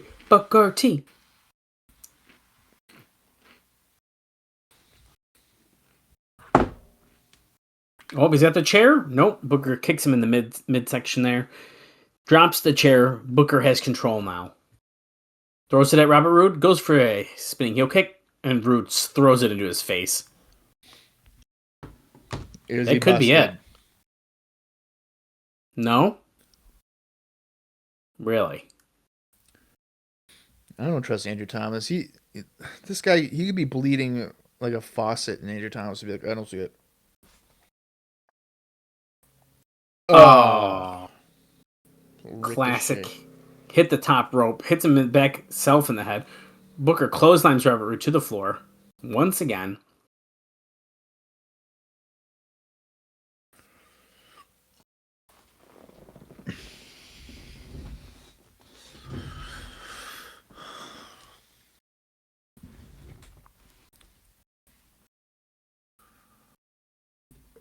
Yes, we're seeing the replay of him just clotheslining him to the floor.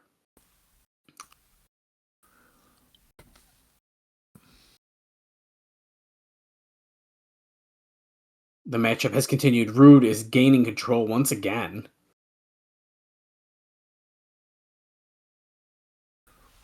Oh, Booker drops him down. He's going to do a little catapult into the ring post. And he's bleeding. No. He just moved under the apron. That's a blade job. He did not. I'm telling you right now.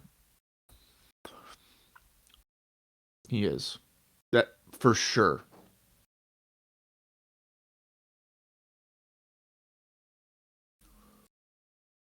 Can't see nothing, so does it count? Sure. Oh, shit. I told you. Andrew Thomas called it. There's blood. Yeah. There it is. Well, Booker's still going at it. He's still laying in punches. Now, I feel like I know I said that Booker was going to win. But realistically, as we head towards lockdown, why not just have Roode make him bleed? Yeah. And I wonder if it's more so because Booker's like, I'm not cutting myself. I don't know. I mean, off the top of my head, I'm trying to think of a time I did see Booker T bleed. He has bled. But another point is that if Booker's like, I'm not bleeding, then don't put first blood as a fucking option. Right. Crystal's with Awesome Kong and Raisha Saeed. Oh, she has a message from Kong.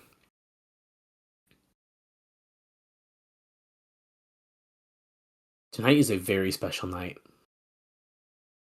It does not matter who the fans vote for. And it doesn't matter who the fans choose. It means nothing. What does matter is that whoever the fans vote for, it will be a vote for defeat.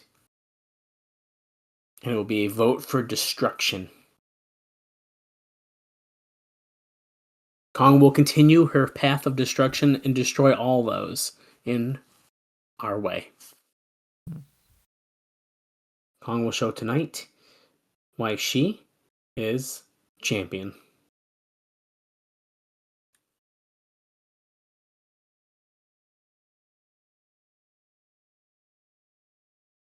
It'd be my pleasure to show Kong at work.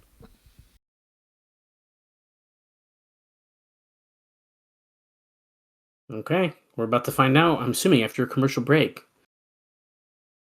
Ah. Who will Kong face tonight? Bob thinks it's Gail Kim. Is there two options? Well, JB's with both Gail and ODB. Only 500 votes has separated these two. So it is between them.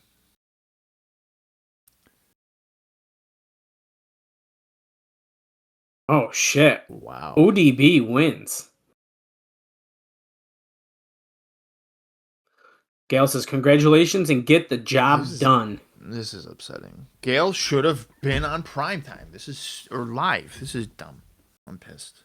The fans voted. I'm upset. My vote didn't count because I voted for her at least 513 times. This is not fair. Well, it's time for a TNA Knockouts Championship match. Oh, yeah, boobs.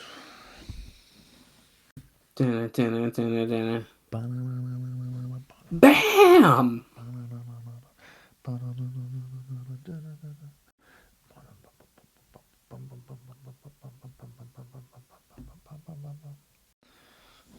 Yeah, so ODB definitely popular, so I'm not totally surprised by this. I also don't think it's a bad choice.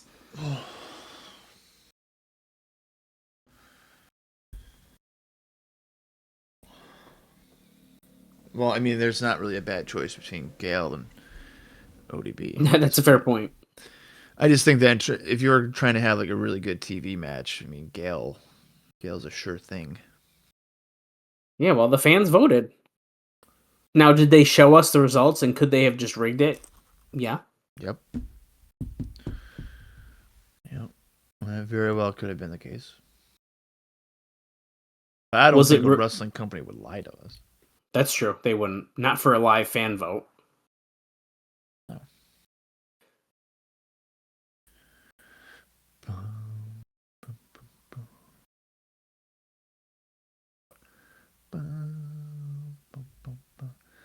When you look at the ODB Kong matchup, there's something about that brute power. It makes it so intriguing. Bell has rung. Bob's favorite referee is our referee for this one. That it would be Slick Johnson. He loves the shorts. He loves the sweatbands around the wrist and the tiny shoes. No, I don't like any of this. Slick Johnson is basically my Audrey Edwards. Whoa. No. What's her name? Aubrey what? From AEW? Is it Edwards? No. Yeah?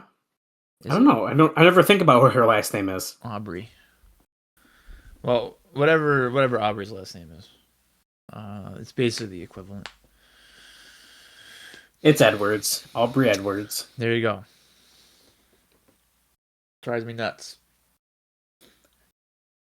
Just like how Todd Sinclair in Ring of Honor drives me nuts. That dude drove me nuts.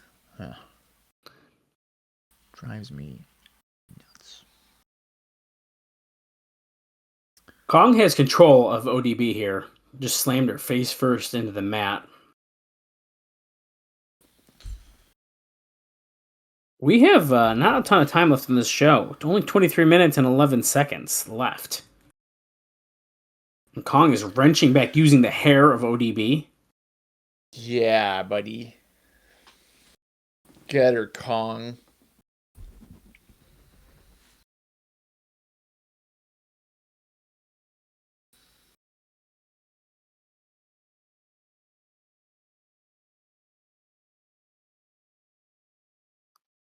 Yeah, ODB, she's fighting back. She's doing what she can.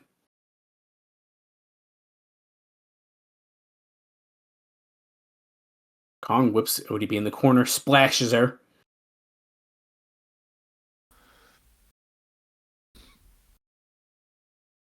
Oh, very interesting. They're bringing up that Raisha Saeed does have a wrestling background. She trained in the JoJo's in Japan. Very interesting thing to bring up in the middle of this match. Interesting. She knows how to train Kong to make sure she's the top of her game here. I don't know. I think that maybe just not have her background be known would be good. You don't like that she's got a background in wrestling? I would rather that it have been maybe a surprise. Like, oh, she's actually capable of competing. Yeah, I see what you mean. Because I feel like the Saeed character wouldn't be divulging this type of information to Mike Tenay. I mean, that's fair, but maybe he is the professor after all. He's good at researching peer-reviewed scholarly articles about wrestling managers who were in dojos in Japan. Yeah, that's a very specific expertise. As you know, if you go on Google Scholar and you type in Raisha Saeed, immediately there is many peer-reviewed scholarly articles about her time in the dojos. Right. ODB is trying to get Kong off her feet. Couple drop kicks. She's got she does have the flask in her hand. Little liquid courage. Pours it, tosses it down. When you're right, Dallas. That's press. Going for the cover. And no. Kong was able to escape that one. Come on, ODB, win one for the good guys. Crowd is still pretty hot in this match. It has not slowed down. Remember, highest rated segment on the show is usually the women. That's true. Bulldog there ODB. by ODB. 1. 2, no.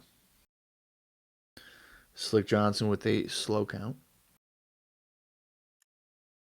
Although it was not really slow. But I'm going to say it was. No, it was a pretty fair count, I would say. Uh-oh. Spinning back fist.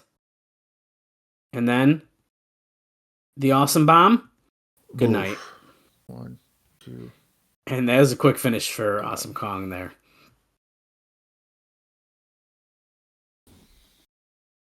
Well, that was a fun match. Kong got a lot of good heat in that one.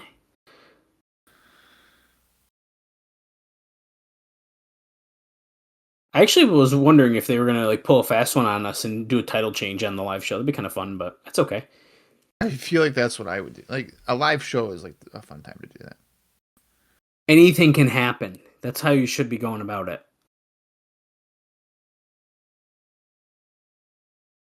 Well, we're going to another lockdown video here, and then a commercial, and then when we come back, it's probably going to be the main event. I want to say... Oh, you know what? I'm right. So WCW would do that all the time. I like to compare WCW and TNA. So anytime main event was live, they'd be like, that's where Stars and Stripes are going to win the tag team titles from Harlem Heat again. It's always on the live episodes. I'm fine with that. Now, Crystal's backstage with Team Cage, and as we were kind of talking about earlier in the show, does Sting not just feel like another guy right here? He's standing in the back. I'm telling you. He should be, yeah, right. He's just kind of there.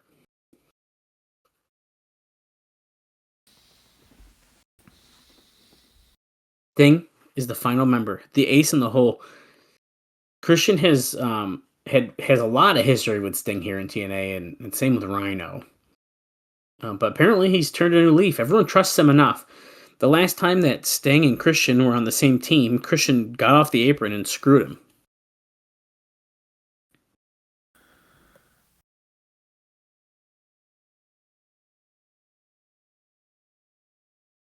Oh, talking about playing the game of Kerplunk. Okay. I see you.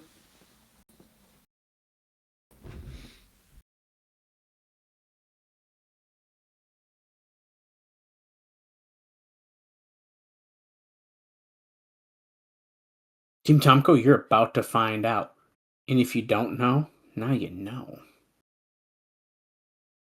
And Team 3D is coming out. So we didn't even let Sting talk again or nothing.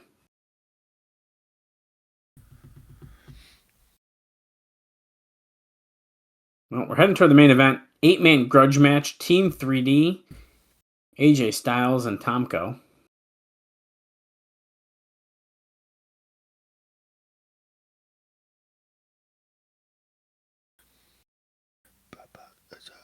Bob loves Team 3D here. It's my fucking favorite. In this era. I am.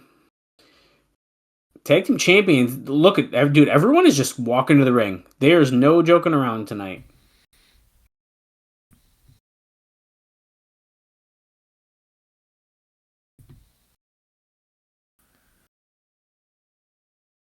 You will add 6 sides of steel.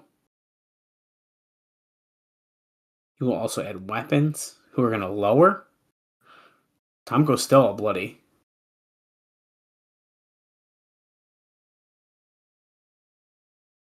And here come members of Team Cage, the War Machine Rhino, starting us off.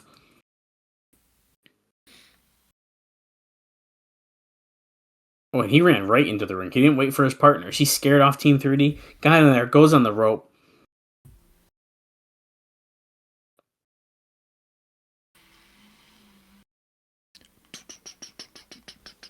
Oh, Christian Cage has got a new video here. A new Tron video.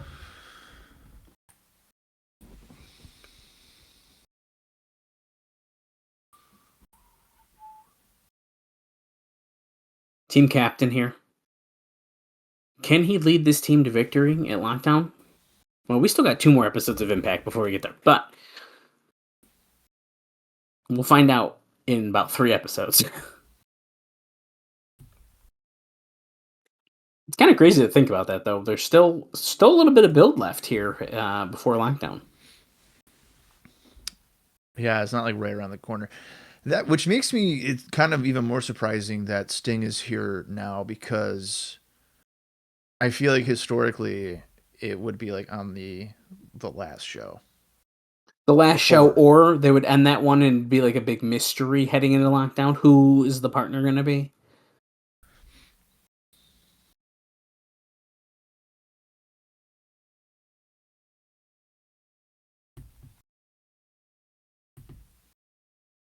The Big Sexy Tour of 2008 was sold out. I don't know if you saw that on the Tron, but don't know who his other stops are, but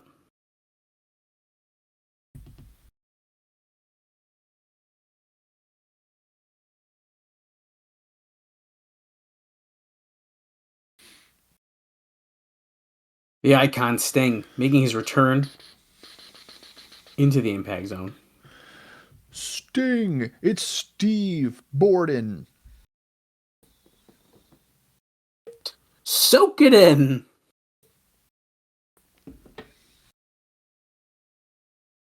Imagine you're like, yeah, I'm going to go to the live Impact show on Thursday before WrestleMania.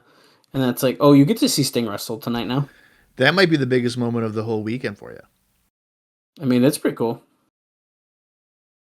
I'm trying to remember what else was on that WrestleMania card.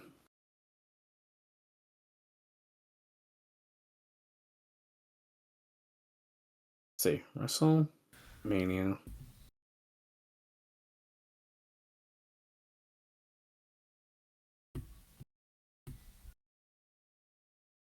Which WrestleMania was it? That's the same. It's the WrestleMania that Flair retires. Oh, that's the one that it is? Yeah. Well, it's a pretty big weekend. 28. It's gonna be 28 because 20. Or no, not 28. No, so it's 24. 24. Yeah. Let's see. I was thinking of WrestleMania 22 being in 2006. I thought it was WrestleMania 26, but then it's not. It's 22. Okay, the fact that I remember the JBL defeating Finlay in the Belfast Brawl match is like insane. But I do remember that. CM Punk won the Money in the Bank.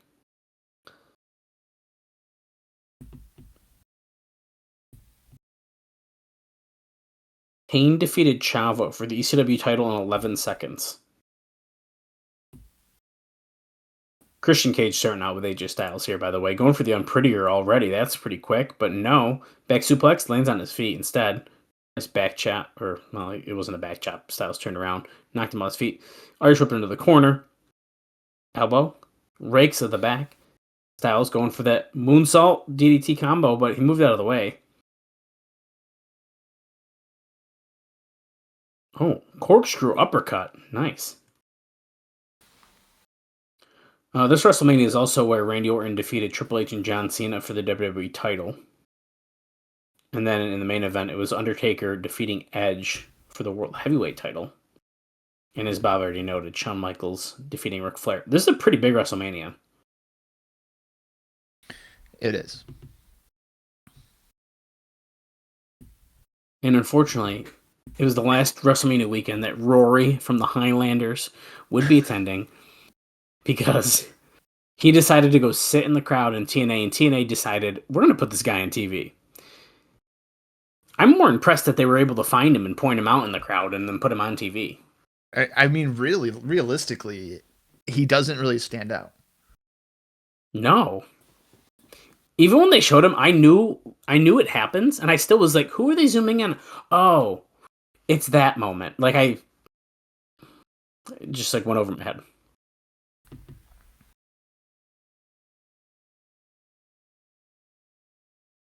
I'm going Kevin Nash going at it now. Two big men.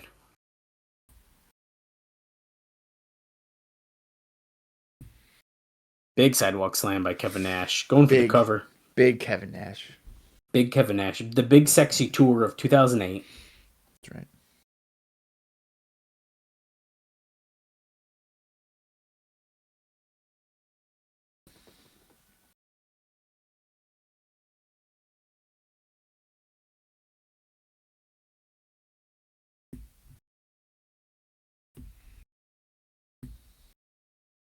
Brother Ray in with Rhino now. Slapping, open hand slap to the chest.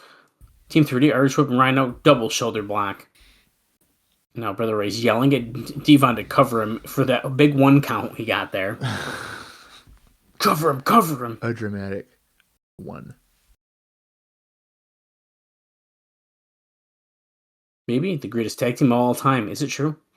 Bob's favorite tag team of all time is Team 3D.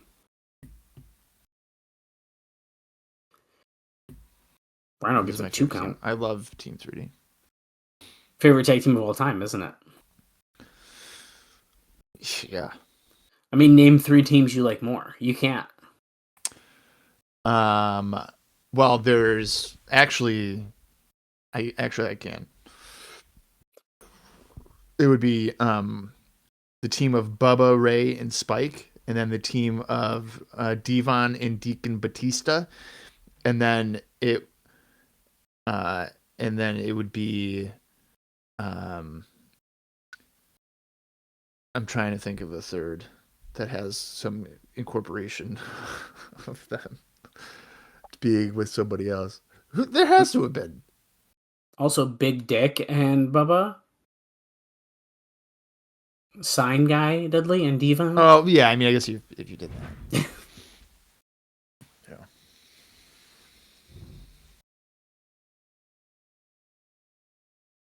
The crowd is still quite loud. I'm very impressed with this crowd that's live in Orlando. They have been making noise this whole show. They're clapping. They're chanting.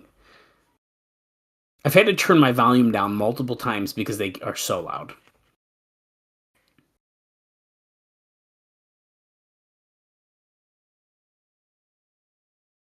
Brother Ray got like a chin lock in on Rhino. He's keeping the ring divided. Tomko gets in, a couple midsection chocks and a kick to Rhino, keeping him away from his partners.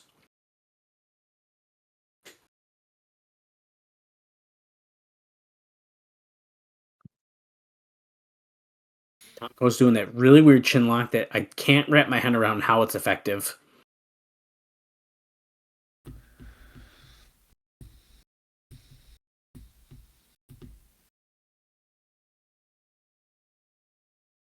Brother Ray getting tagged back in after a nice elbow shot to the face of Rhino. Brother Ray with the mat wrestling, my favorite. Yeah, who's he think he is? Kurt Angle? He's doing exhibition here with Rhino. Oh, brother.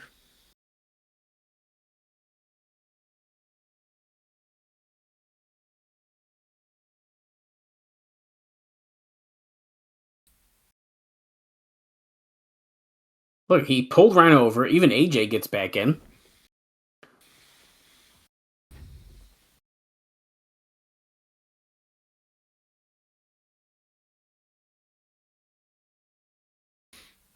These two got history from the Elevation X last year.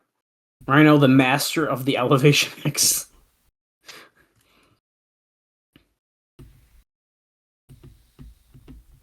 Oh, the quick tags over here. Crazy. Styles tags in Brother Ray again.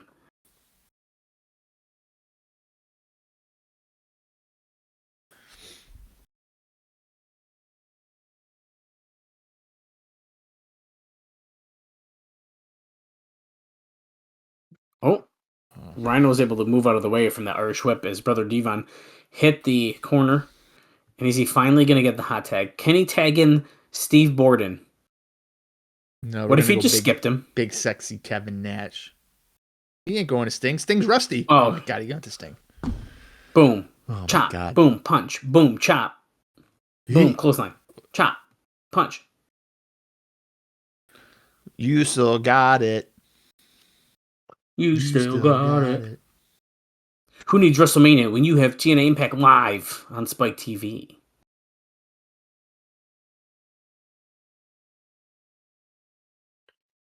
And remember, this match has been completely commercial free. This is a huge moment for TNA. And Stinger splash to both of Team 3D in the corner. Styles coming off of the flying forearm, but Sting drops him in an atomic drop. Here we go. Here we go. The Scorpion Deathlock. But Brother Ray and Tomko nailing Sting, breaking up the submission.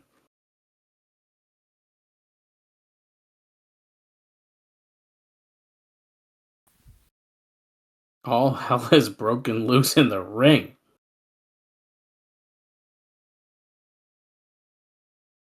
Yeah, they're saying how Earl Hebner's trying to maintain control, but he's like not really doing a whole lot. No, I mean Earl never really does. He just says like numbers.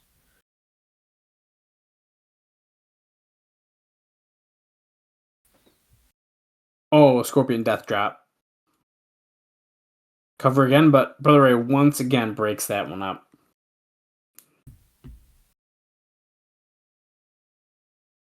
$3D! It was just the back suplex one.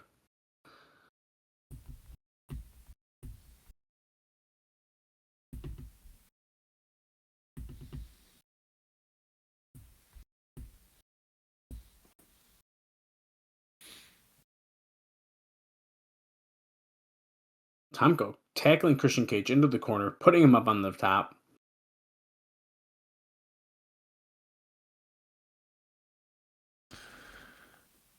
The master of the tornado DDT. Flying forearm by Styles, hitting the master of the tornado DDT. But Sting's in. Big press slam. Throws AJ to the floor onto Tomko.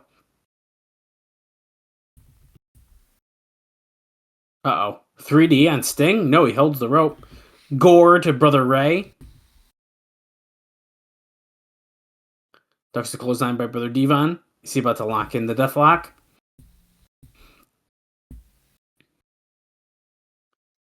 Can he get it? Can he cinch it in?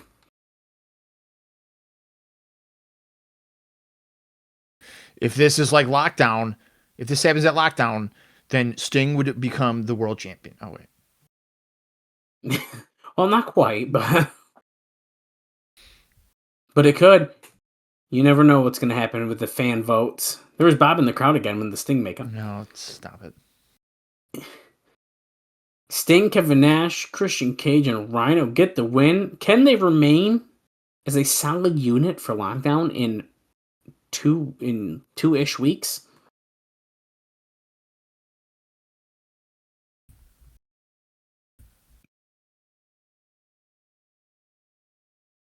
Yes, they have momentum on their side, and they have 2 weeks to retain that momentum.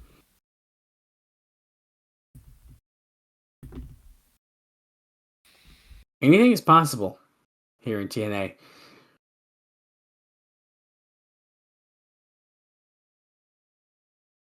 was kind of wondering if Kurt Angle was going to do a run out for their shiny thing, but if you noticed, there's a clean finish. Just like that Kurt Angle interview we talked about, it appears that we are trying to clean things up a little bit. A little less fuckery happening in these kind of matches. Yeah, that's true. Clean finishes. Oh shit, we got Pyro.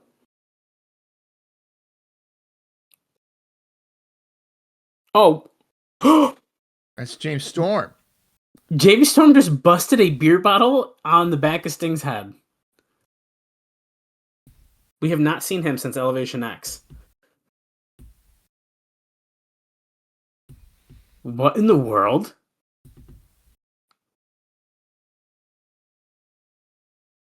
Did he just take out the returning icon?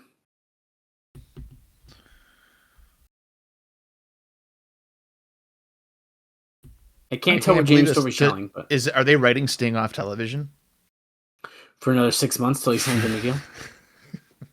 We'll see you at Bound for Glory. Oh, wait a minute. Are they making it a $5? Oh, and then we got to find a new member for... That's a very famous Sting... Fucking Jarrett, dude. Jarrett would be good. That was a very famous Sting meme that just the camera shot got, because Sting looking up at the camera and he goes cross-eyed. Yeah. Oh, yeah. I remember that. That's so funny. You got to join us next week to find out what's going to happen next, and we go off the air. Bob, what do you think about the first ever live episode of Impact? So, production aside, and also aside from the fact that I'm absolutely fucking exhausted, I would say that was entertaining. I would say that was good. Yeah, I agree. I actually thought that was a very good episode of Impact. Not just good. I think it was very good. I think they kept the momentum going the entire show. It never felt slow. Right. Which is, they started off hot, they ended hot. Even when we thought it was done. I was about to ask you what you thought, and all of a sudden, James Storm came in here, and we may have just switched what we thought the main event of Lockdown was supposed to be. Not the main event necessarily, but the Lethal Lockdown. Are we adding extra members to these teams? James Storm getting involved does make sense with Rhino being on Team Cage, and now he's attacked Sting even. Who can Team Cage find to even the odds again? Can they even find anyone? I'm trying. I mean, they're definitely adding because they know that Tomko's side is weak. But I don't know. I don't know if Storm necessarily adds to that. I don't know if he does either necessarily, but it's another person on the team. See, it kind of sucks because with Team 3D8, I definitely would have thought that like the machine guns would have made a lot of sense, but that's clearly not. We can't do that. I'm not sure. Yeah. James Storm. I mean, it's an interesting. I don't know. I think Jarrett would. It would just continue to outweigh the sides, but maybe that's what they need. Yeah, I don't know. Well, you know what? With the drama, with the potential issues here with Karen and stuff, maybe Jarrett isn't an option. That's a good point.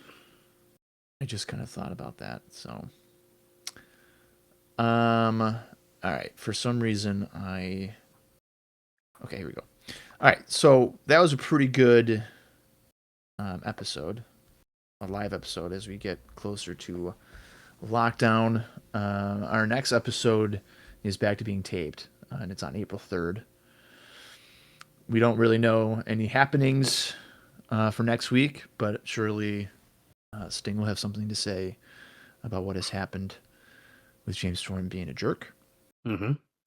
And at that point, we are then, 2 weeks away from... Yeah, we have just 2 episodes of Impact left before Lockdown. That's right. All right. Well, be sure to join us for next week's episode as we continue on towards Lockdown. Until then, for Dallas Gridley, I am Bob Colling Jr., and this has been the TNA Cross the Line podcast.